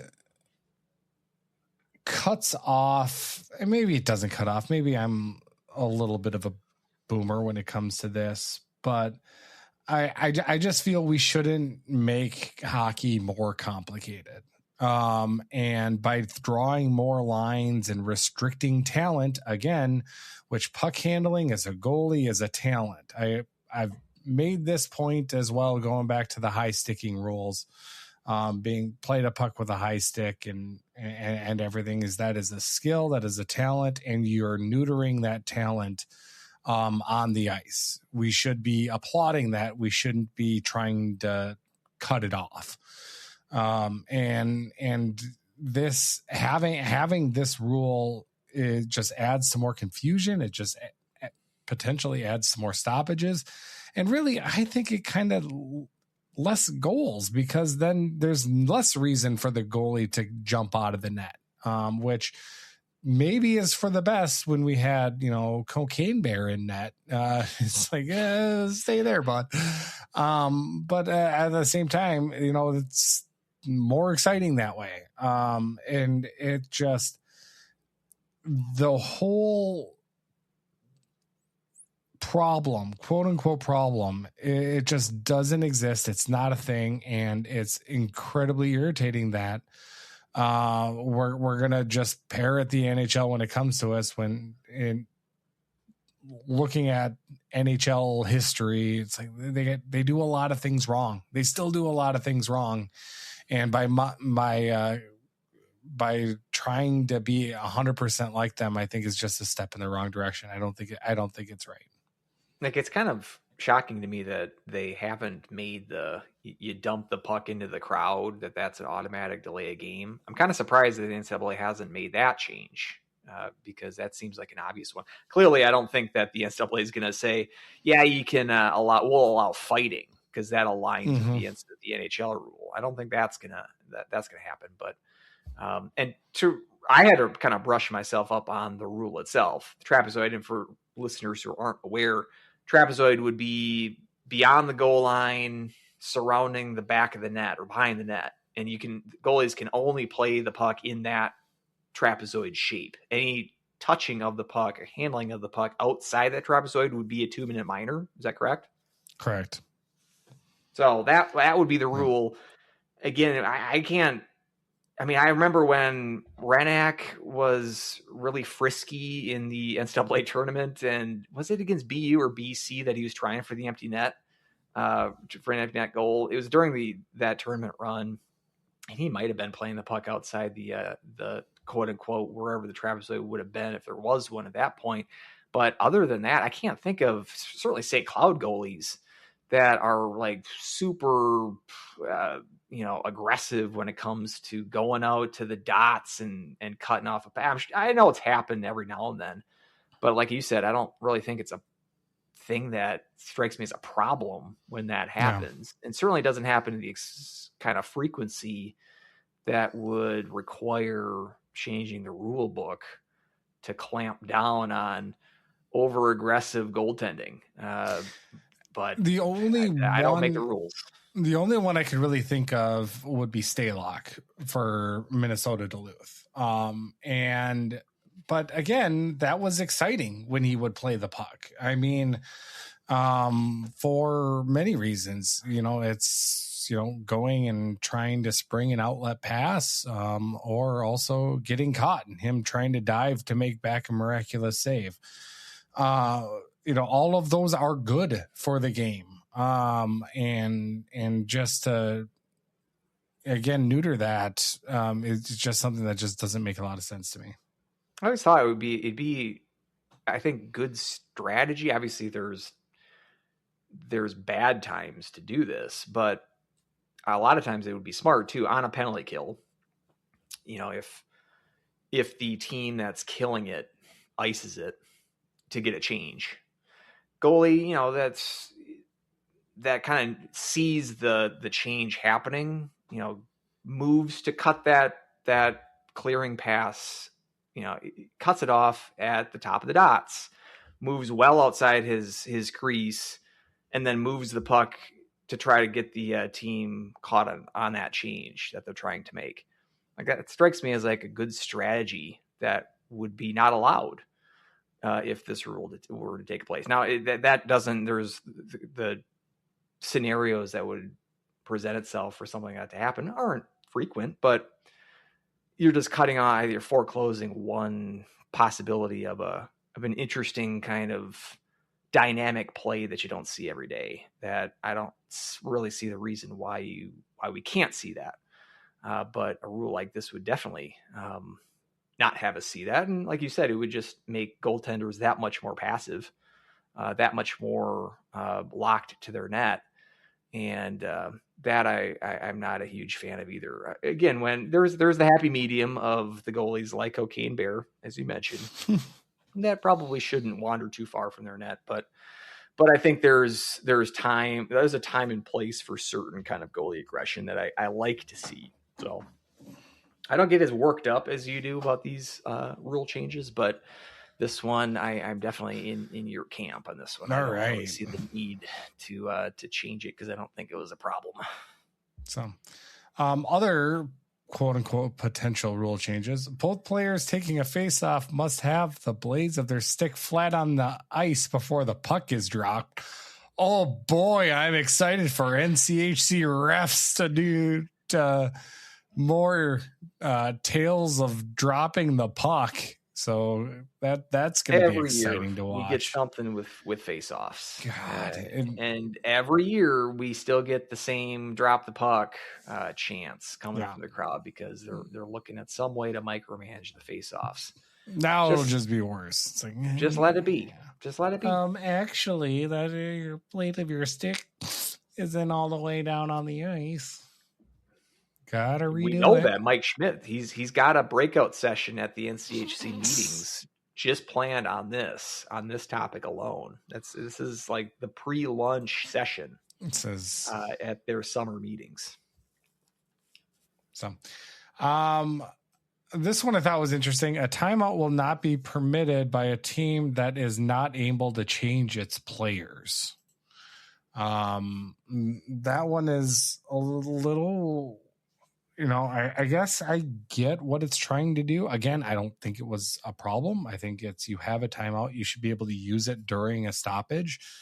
But basically, if a team ices the puck, you're not able to call a timeout to rest your players. You're going to have to dance with the girl that you brought. Which I think is also the NHL rule, if I'm not mistaken. Again, a lot of what they're doing is just aligning it with the NHL rule, because that's what they think they need to do now. So, which I've put on record, not a huge fan of being beholden to whatever the NHL rules are. Be different. Embrace the difference between the two levels of hockey. It's stupid. It's kind of like aspirational. Like, oh, look at us. We are the feeder league now. It's cute, but I think it's a little bit, it's too much. And I wish they would just embrace the fact that rules can be a little bit different between the two levels. And it's not going to kill the game. Like you're going to be fine to have different rules, and especially make rules that are exciting, and make the case actually for the NHL to change their rules. Right. Not that obviously they'd listen to you, but still, it'd be like, that's, let's see, another one, women's hockey, players now be able to play the puck above their shoulders, anywhere on the ice. So that was a WCHA rule, but it looks like that might be, for all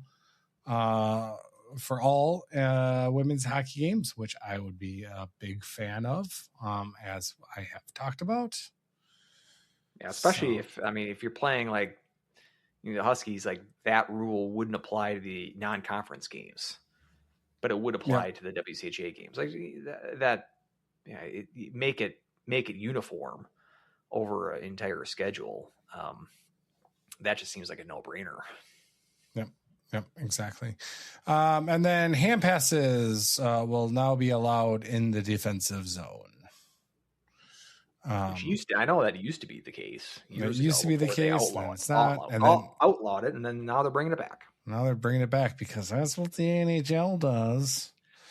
I'm not a fan of this. Like if you're not allowed to do it in the offense, why are you allowed to do it in the defense? Like it's just more confusion when it comes to the rule book, especially for new fans, because it's obvious. Like, why am I allowed to do it there and not there?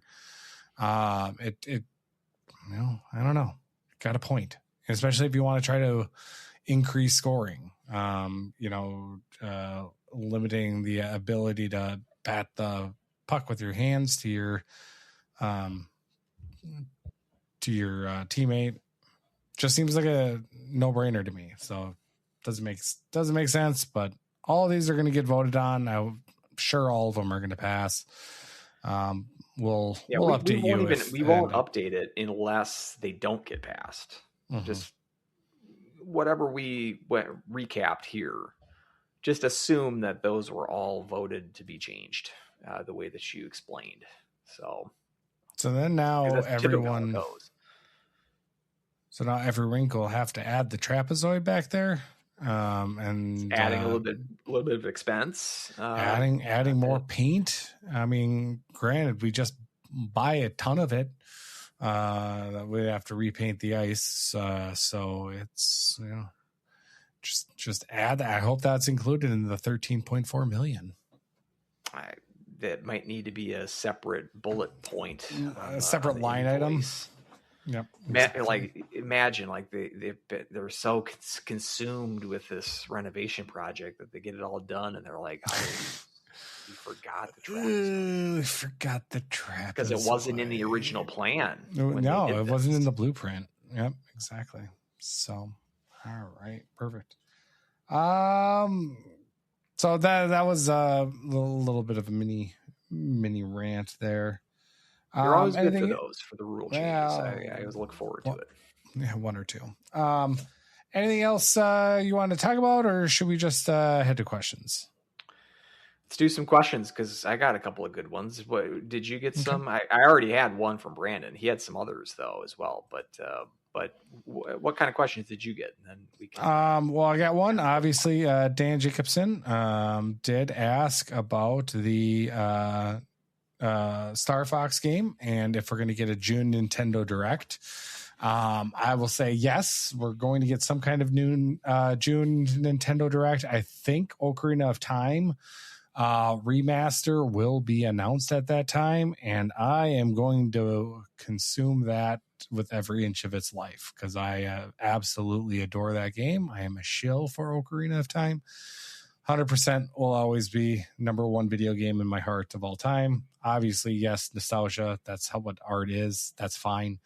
As far as the Star Fox game goes, it's weird that they just keep rehashing that same game. I feel that they, just make a new one, just make a new story. I know that Nintendo doesn't like to do that. It has to have a new hook or a new gimmick or something like that. And it's just like, no, just make money by a new Star Fox game, a new F-Zero game, just more of the same. That's fine. That's what we want. That's easy money for you, but it's like you got to do something that's just a little bit different, and it's just kind of annoying. So that was my thought on the Nintendo Direct. I'm sure everyone was really interested on that. And then Teresa sent in a question as well. Thoughts on next season? It's your Teresa. Correct. Yes. Thoughts on next season for the outlook of Briar University, and what will the addition of Hunter Davenport mean to the team? So that is inflation, please. There is a new hits show on Amazon Prime called Off Campus. It is based on a book. Off Campus. Off campus. Okay. Off campus. That's a big development there. Yep. And it centers around it's a, I don't know, what should we call it? A rom-com? We'll call it a rom-com series. 8 episodes of the fictional college hockey powerhouse of Briar University. Really? And you said so. It's a college hockey themed show. Fictional college, but yes, college hockey themed. Yes, we'll go with that. It is. I've never heard of this, so you gotta explain it all to me. Well, I mean, if I'm going to spread it all out for you in the nutshell, we might have it as an E rating. Nothing like that, but like, is it? Do they? I mean, is it? So you said Briar University, so obviously they're making up the schools. Yes. This isn't. Do you think it's supposed to be modeled on? Is it supposed to be like a Harvard? Like it's supposed to be a hoity-toity kind of private school? What do you think or is it supposed to be like a public school? I mean, I think it's a little bit of a hoity-toity, but very much a hockey powerhouse. Briar, they said, they're going to dominate the Frozen Four last year, and they're going to dominate the Frozen Four this year. So, it's but it centers around hockey romance and a fake dating trope between the star center and the waitress at the bar, who is really smart. So they tutor, and shenanigans ensue. So it's hockey romance, but there's a lot of college hockey kind of fun little tidbits in there as a college hockey fan that I enjoyed. I enjoyed the show just kind of all together. So that's definitely a nod on that. So if you have the time, try the first episode. It's on Amazon Prime. Does the waitress get cancer and die at the end of the season? Because if so, that would be the exact scenario, the plot of Love Story that I mentioned. I was going to say, is that a Walk to Remember? Because I think she got cancer and died in that one too. Well, other than Miracle, Love Story is probably the film that has the most to do with college hockey, which is a very small part of that movie. It's more of a romance, like you're saying with this one. It's more of a romance with a hockey backdrop. Sure, but this is a little bit more. This is a little bit more steamy, I will say. Okay, all right. Well, that fits with your air conditioning. Yeah, exactly. Not as steamy as like a heated rivalry type. So it's not like to that level. But Off Campus is there's some funny, like he eventually loses his eligibility because he did a off season or an after practice scrimmage with the Boston Bruins, who he's drafted by. And it's so kind of all under the ATO umbrella. I don't know. 100% it was eligibility. Yep. But some how is the liberties. Hockey, as being like a super like in-depth hockey fan, a lot of times sports movies, they tend to lose me because they don't get the sports right. Like how is the treatment of the hockey? Yeah, they don't get the sports right. There's a couple of scenes that I just busted out laughing. It's like, well, that's not going to happen on the ice or anything along those lines. Especially it's like somebody just got hit and the play's still going on and the teammate comes over. Hey, you got to get up. Let's get it. We got this. Like gives them a little pep talk on the ice, helping them up. And it's like, nope. Got to suspend my my belief a little bit for that. Yeah. So, well, I mean, and it's secondary. I mean, I remember Moneyball, the movie, which I would think that movie is maybe the most sports true. Like that, it's got like the details down really, really well. And I don't even think it's that good of a movie. So I don't think you don't need to nail that to be good. Like I would say a movie that really nails the sports and is still good, which is the rare combination, Mighty Ducks, because all of the hockey action in those films are completely realistic. Nothing is fancified for those productions at all. Nope. So that's like the rare time where you nail the hockey and you get the entertainment value. That's true. It's not, you either nail one and you miss the other, and that's usually the best we can hope for. Fun fact, that is also why every rink now is outfitted with a rope on the bench, just in case for those situations. Rope, and they also have a stockpile of soda cans. Yes, set up for stopping practice. For stopping practice for your stopping. So Benny the Jet just wasn't able to stop. But as far as like I said, you can tell like some of it, like the NIL is kind of there, but it's like I don't know. It's weird because like some of it is like straight an ad for Liquid IV. It's like Amazon's got to get some extra money in there somehow. But I do it for all of that, and I thought I think it was a fun watch. So I did not know about this, and I will put it on the list. I'm not saying that I'll run to my TV right after we record, but I will put it on the proverbial list. How about that? Because we don't get to see a college hockey fiction piece of art in really anything. Yeah. It's like I said, there was only a few examples of it. So in the book genre, it's really taken off. The college hockey or the hockey romance. Yes, but college hockey in particular. That's the college hockey. The segment of the Venn diagram that I'm most interested in. If it was just the hockey romance, I got plenty of those. The college hockey romance, then I feel compelled to check it out, at least one episode of it. Good. Check out one. I was pleasantly surprised by it. I will say that, even as someone who has not read the books. So, I believe that was all the questions that I had. So I had a couple from. Well, Brandon had a couple questions. We'll get to the others that he had in his email. Zach, who's been nailing it on the questions of late, he needs to be a producer of the show because the topics that he's coming up with have been really thoughtful, and there's like killing segments for us here.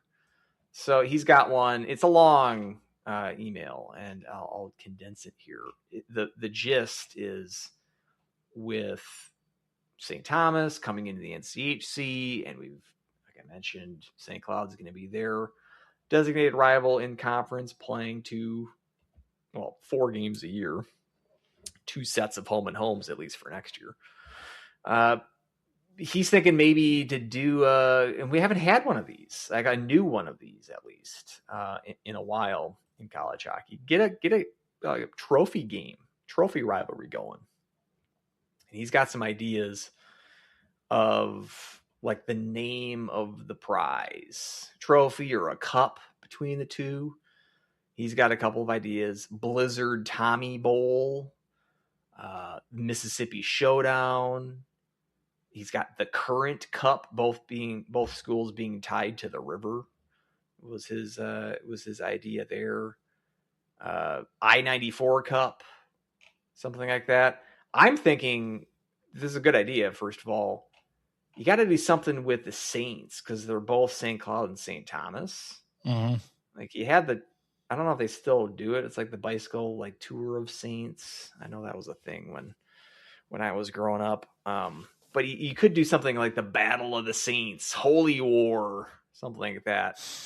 St. Cloud necessarily wasn't a person, more so that was like the city where that was like Napoleon's summer house or summer palace. I don't think that was a person. It was more of a city. What St. Cloud was named after.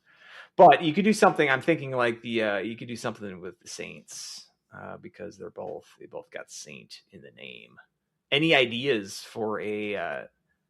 First of all, do you like this idea of, if not like actually putting some hardware, like making a trophy of some sort between these two schools, but just at least the fact that they're now going to be a team you're going to be seeing twice a year and in the same conference and geographically pretty close.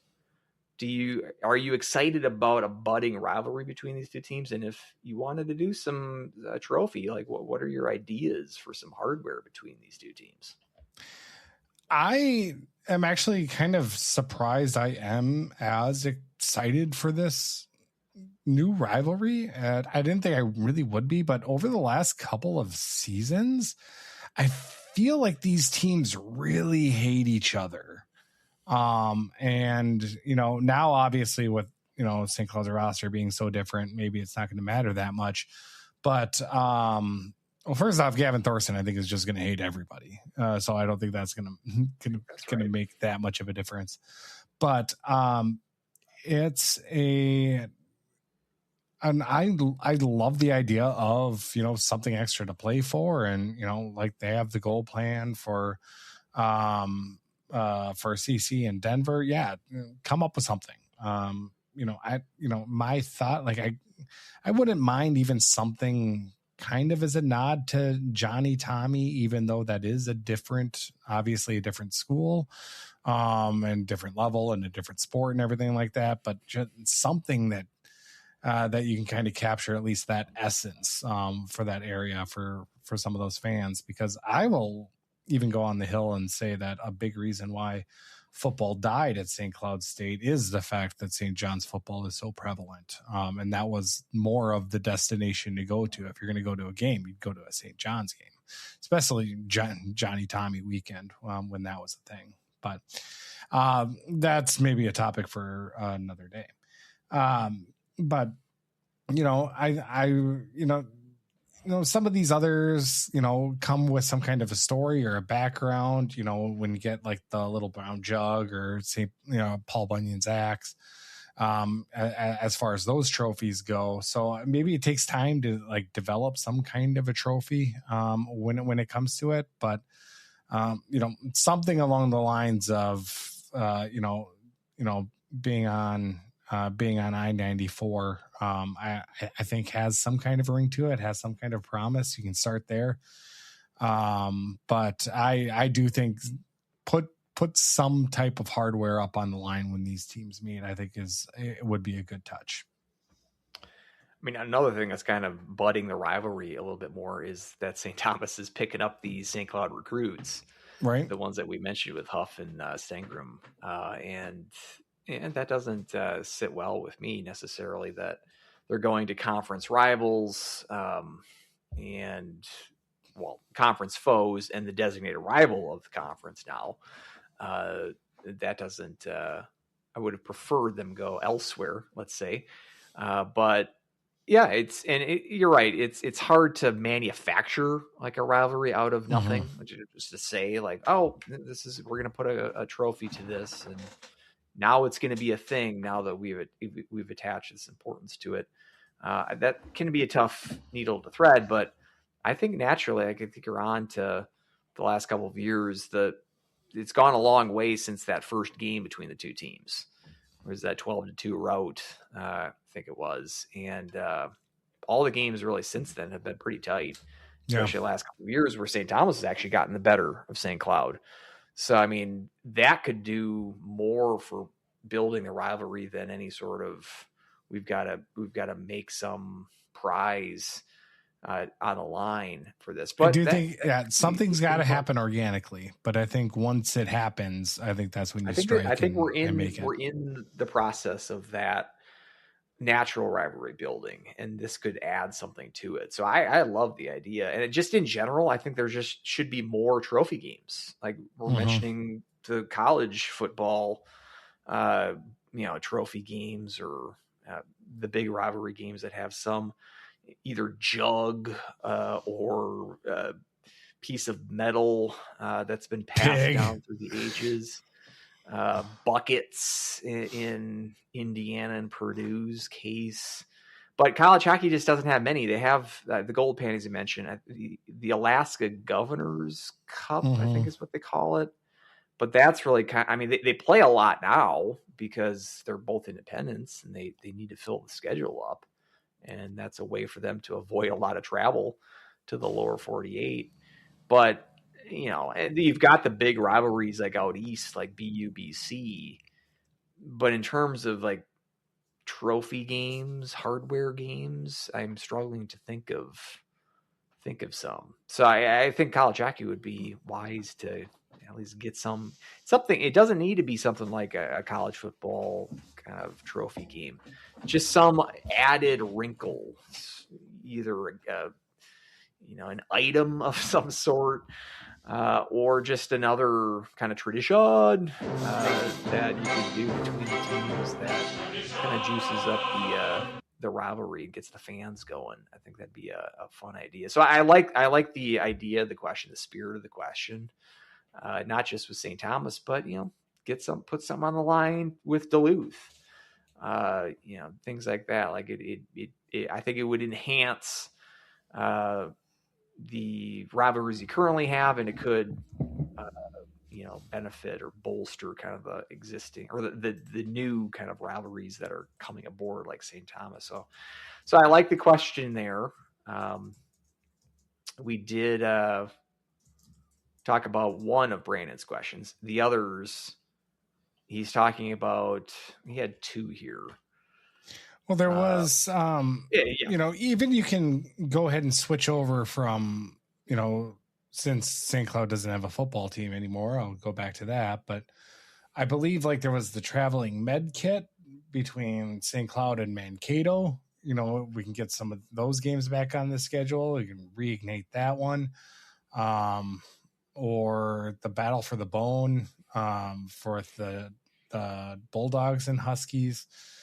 I don't know how well the football teams of those other schools would like to get that to put those up on the line for hockey, but we've had that in the past, and I think there's something we can do.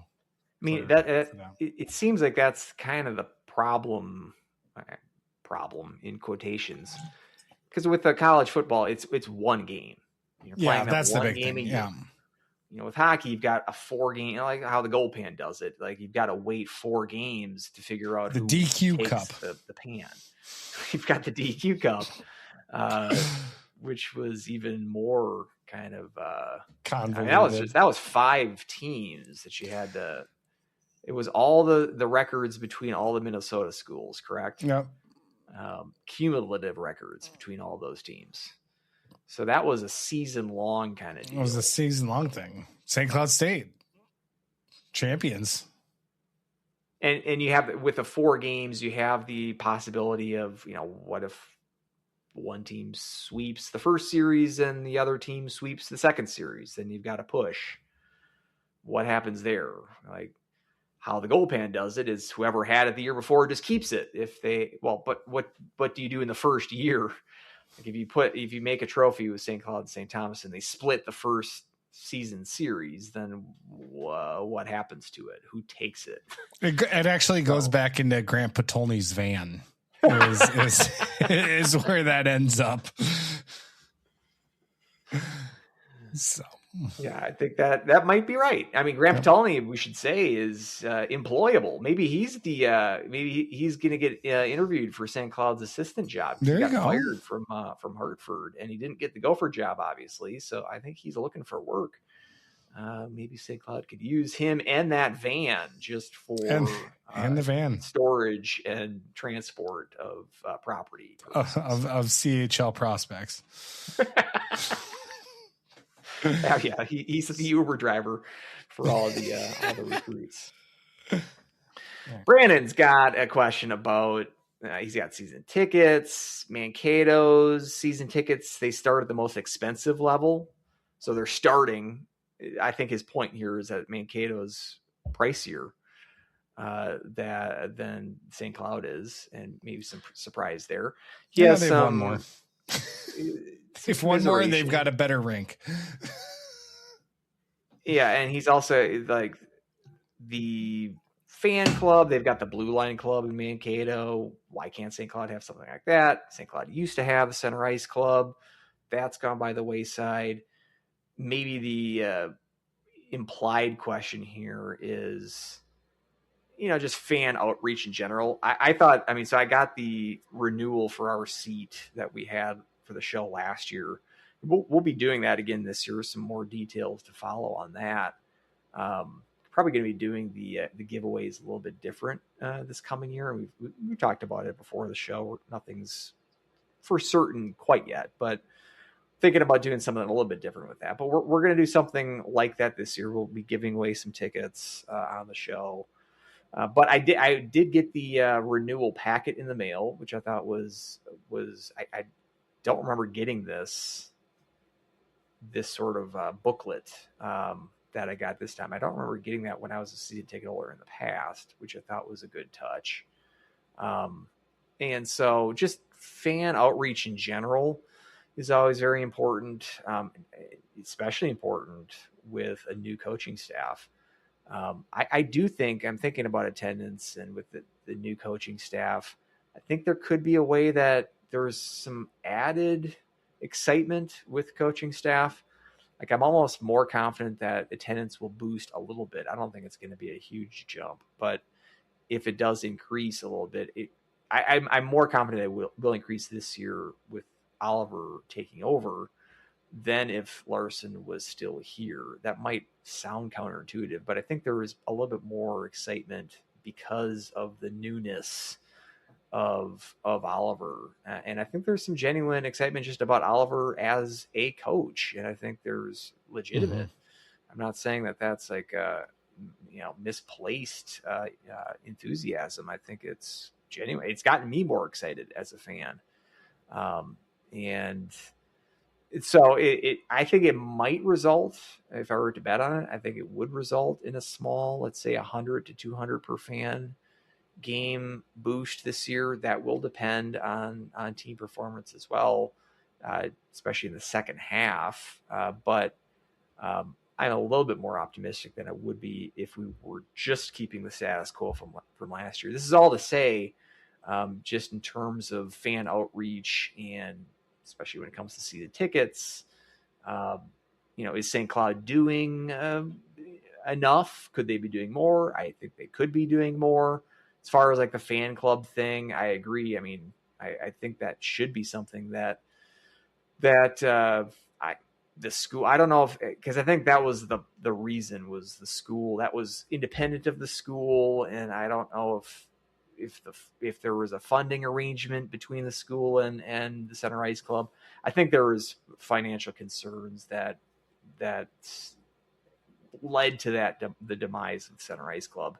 I'm sure there could be something that can be formed that would serve the similar purpose of the Center Ice Club, and I think that'd be a good idea. I mean, the diehards like me and you, we're not the ones that need to be convinced, or our commitment doesn't need to. We already do a podcast about this bleeping team. It's more like, hey, I've got season tickets for this. This is the first time that I've gotten season tickets, and I watch the team. I might not watch all the road games, but I'm looking to maybe increase my level of commitment to the team, or the amount of uh, energy that I'm going to give following this team. Something like just something like the Center Ice Club was, where I can get a cup of coffee and talk to some fans and get some small perks as a member of that thing. Get some, arrange some road trips, things like that. I think that'd be all for the good, and hope that there's some sort of, I don't know, some discussions or some ideas that are being bandied about to that end. Any thoughts on your, just like, where I take this question is more, where do you think the fan engagement is this year versus where it was this time last year? Are you more excited with the new regime, or at least the new head coach taking over? Do you think that's going to be a positive change, not just for attendance, but for just general fan interest coming into this year?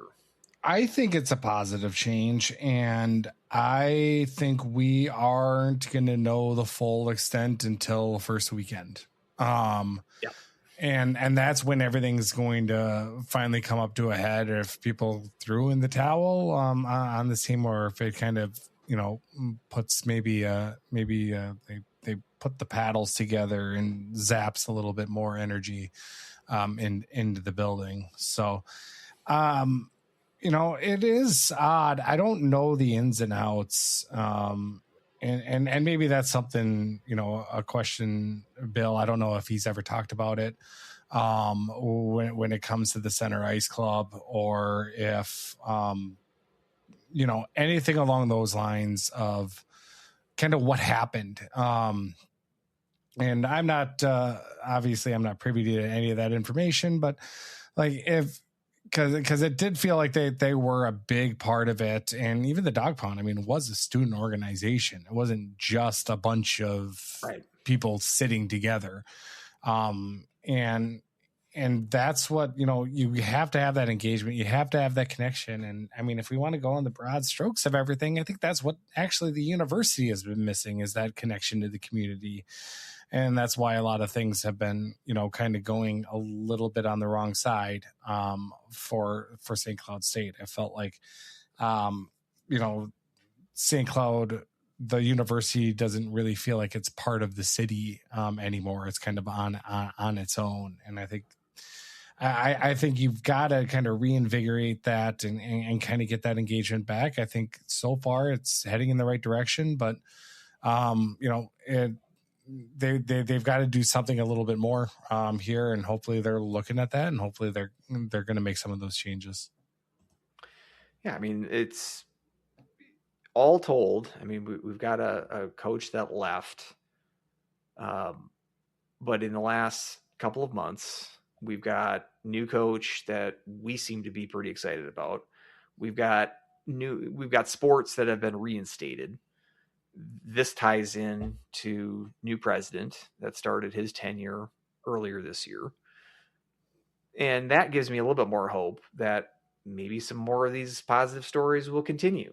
The change in the president position for St. Cloud with President Tomso, I think is going to be a big factor in what we've been talking about the last 5-10 minutes. Because from the early returns, I'm encouraged by what I've seen. Now, the idea to reinstate these sports, that might be more of like a wishful thinking thing. Like, we're going to try to do that to manufacture some goodwill, and it might turn out to not be wise budgetarily. I don't really care at this point. I like the good headlines that it's been generating, and it's been feeding into the other positive energy that we've seen since Oliver's been hired. But you can't just, take a position and make a couple of kind of quick fixes like this and then call the job done. Clearly not. And I don't think that's what Tomso's been doing, or that's not his end goal. I think this is his initial phase, and hopefully this continues to, there's more changes for the better are going to be coming down the road.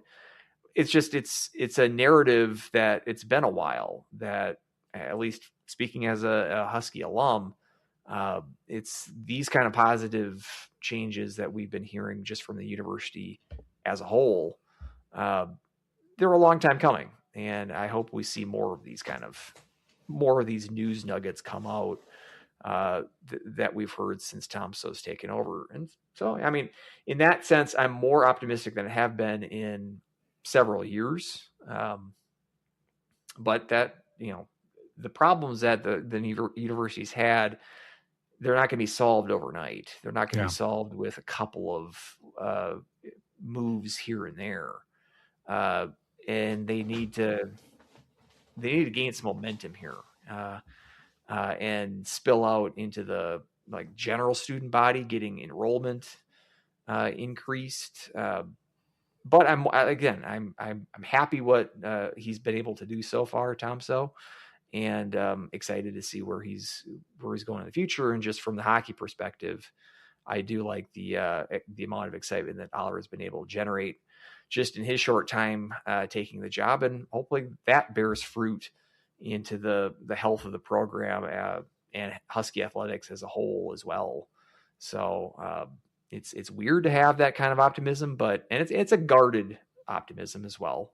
I realize our goals are modest at this point, but one step at a time, I think we can get back to a place that when we were going to the school, that we saw the university on a little bit different level than what we've seen in the last couple of years. I hope that we can get back there. It's all going to change if we start 0-8. So, well, if you're thinking about it that way, of course. So turn that frown upside down. I think we are in for we're in for a good ride this year. I think I think no matter. I think it's going to be a fun season. But I was just kind of thinking that actually, as earlier today, I was finishing up the article that you wrote for the part 2 of the coaches change. Cloud coverage. Cloud coverage, college hockey. It's a long one, I know. I hope he took a break or two. I did take a break, but that's actually mostly because it was Memorial Day weekend and I was with the family, and then the kids wanted something. Ice cream, probably. And just talking about the hiring of Matsko and Saigo. And I was just kind of thinking, I was like, that was probably the last good president we had when it comes to it. And I'm, who knows what people are going to say about that. I might get some comments about how they didn't really care for him or whatnot. But I mean, as far as what I remember from him, because I got, some Saigo and then obviously Potter when I graduated, but he was really big into the engagement. He was always out there in events, shaking hands. And when he went, he went up to the dog pound and tried to get them, during a key part of the game, try to get them riled up. And I saw that with Tom So too, when I went with my daughter to the planetarium for an alumni engagement. I don't know, planetarium show, I guess. But Tom So was there. So it's nice to see him out there and engaging with everything, and I hope that kind of continues. Now, Minsky did authorize a tuition hike, so that's not going to help for all their systems or all their universities. But so that's just I don't even know where I was going with that whole point. But that was a good part 2 read from you. So I'll just end it with that. Yeah, I've learned the lesson, because I said in the first article that this is going to be a 3-part series. I've learned the lesson to not say how many parts of the series you're going to have, because that should have been 2 separate articles. But the way I'm thinking is I can't have it just be the dull one and then do the rest of the other 3 in the last installment, so I should have just said series. And can you go back and just edit it? I could, yeah, to the first one and say 4 these, and then say it's just gaslight all of us. It's always I could have done that. I actually did consider doing that, but I didn't, and so it was just very long. But you got the most bang for your buck. By basically, it's like a double album. You remember those back in the day? Oh yeah, 2 CD Melancholy and the Infinite Sadness. Right? Yeah, this is like a double album of an article. You had 2 for the price of 1. So perfect. Anything else? I did have one more point. Was there another question? Go ahead. Okay. One more point that I just kind of wanted to bring up because I forgot about it when we were talking about the women. PWHL draft, 3 Huskies enlisted for the draft or declared themselves eligible. Grace Wolf, Avery Farrell, and Svenja Vogt. But their names for the PWHL. They are adding 4 new teams. Right. So there are more spots that are going to be open. So it'll be interesting to see if any of them get picked up. I'd be absolutely floored if Vogt gets picked up. Now, Wolf, Farrell, outside possibility. I would put Wolf a little bit higher on that list. But all of those. When is the draft? I don't know off the top of my head. Yeah, and of those 3, again, you're much more of a PWHL mind than I am. June 17th. Okay, so like 3 weeks. Okay. I would say that Wolf has the best chance of those 3 to get drafted. Vancouver, Brian Nadolski has the number 1 overall pick. There you go. And who's your number 1 overall pick? It's got to be Harvey. It's got to be Harvey. Like, if it's anybody else. And if Adolski has that pick, I'm sure he's going to go with someone, a WCHA player. I think he would. 100%. Yeah. Maybe it'll be Avery Farrell. I mean, she played for Adolski. Adolski knows her quite well. Svenja Vogt. Sign her up. Man, that would be it's possible. A fireable offense with KK Harvey on the board. Is it 2? Do you know? Is it 2 rounds? It might be changed now with the expansion of the league. But if it's 2 rounds, that would be 24 players. Yeah, it would seem Wolf would be a long shot even. I would definitely agree that she's the best chance of the 3 to be drafted. Again, these players could be signed by these players. No shame in being an undrafted signee of any of these teams. But if it is just the 2 rounds, I think it's a long shot that we get a Husky drafted this summer. But I'd like to see it. And best of wishes to all of those players.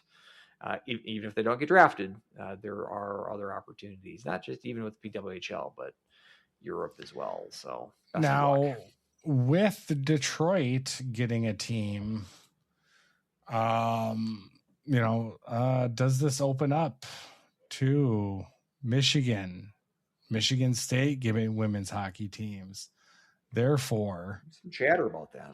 Big Ten Women's Hockey Conference. Do they end up leaving the WCHA? There's a lot of talk about that. I kind of have my own thoughts about the way historically Michigan and Michigan State has treated female athletes. That has left much to be desired, and putting more women in harm's way, I don't think is the right answer. But, maybe all of that has changed with the culture there and at both those schools. There were obviously some talks about that and some chatter, much like how the Big Ten was formed. You get 6 teams, throw them in there. So it'll be, if it does go that route, it's going to be quite a few years, I think, before it happens. But I don't know. Yeah, I don't know. Hockey's weird now. I put that out on X. I don't know if that's an actual realistic timeline of anything. And I don't even know if that bylaw from the Big Ten, if that would still be in effect. I thought that was the whole impetus of the men's. Once you had a minimum number of teams to get an automatic qualifier for a conference, that then the Big Ten needed to separate itself from, or at least form its own sport-specific conference. I haven't heard that that's been changed since in the years since the men's Big Ten hockey conference was formed. I would assume that is still in place, but that would, I mean, at a minimum, that would require both Michigan and Michigan State to form their teams, which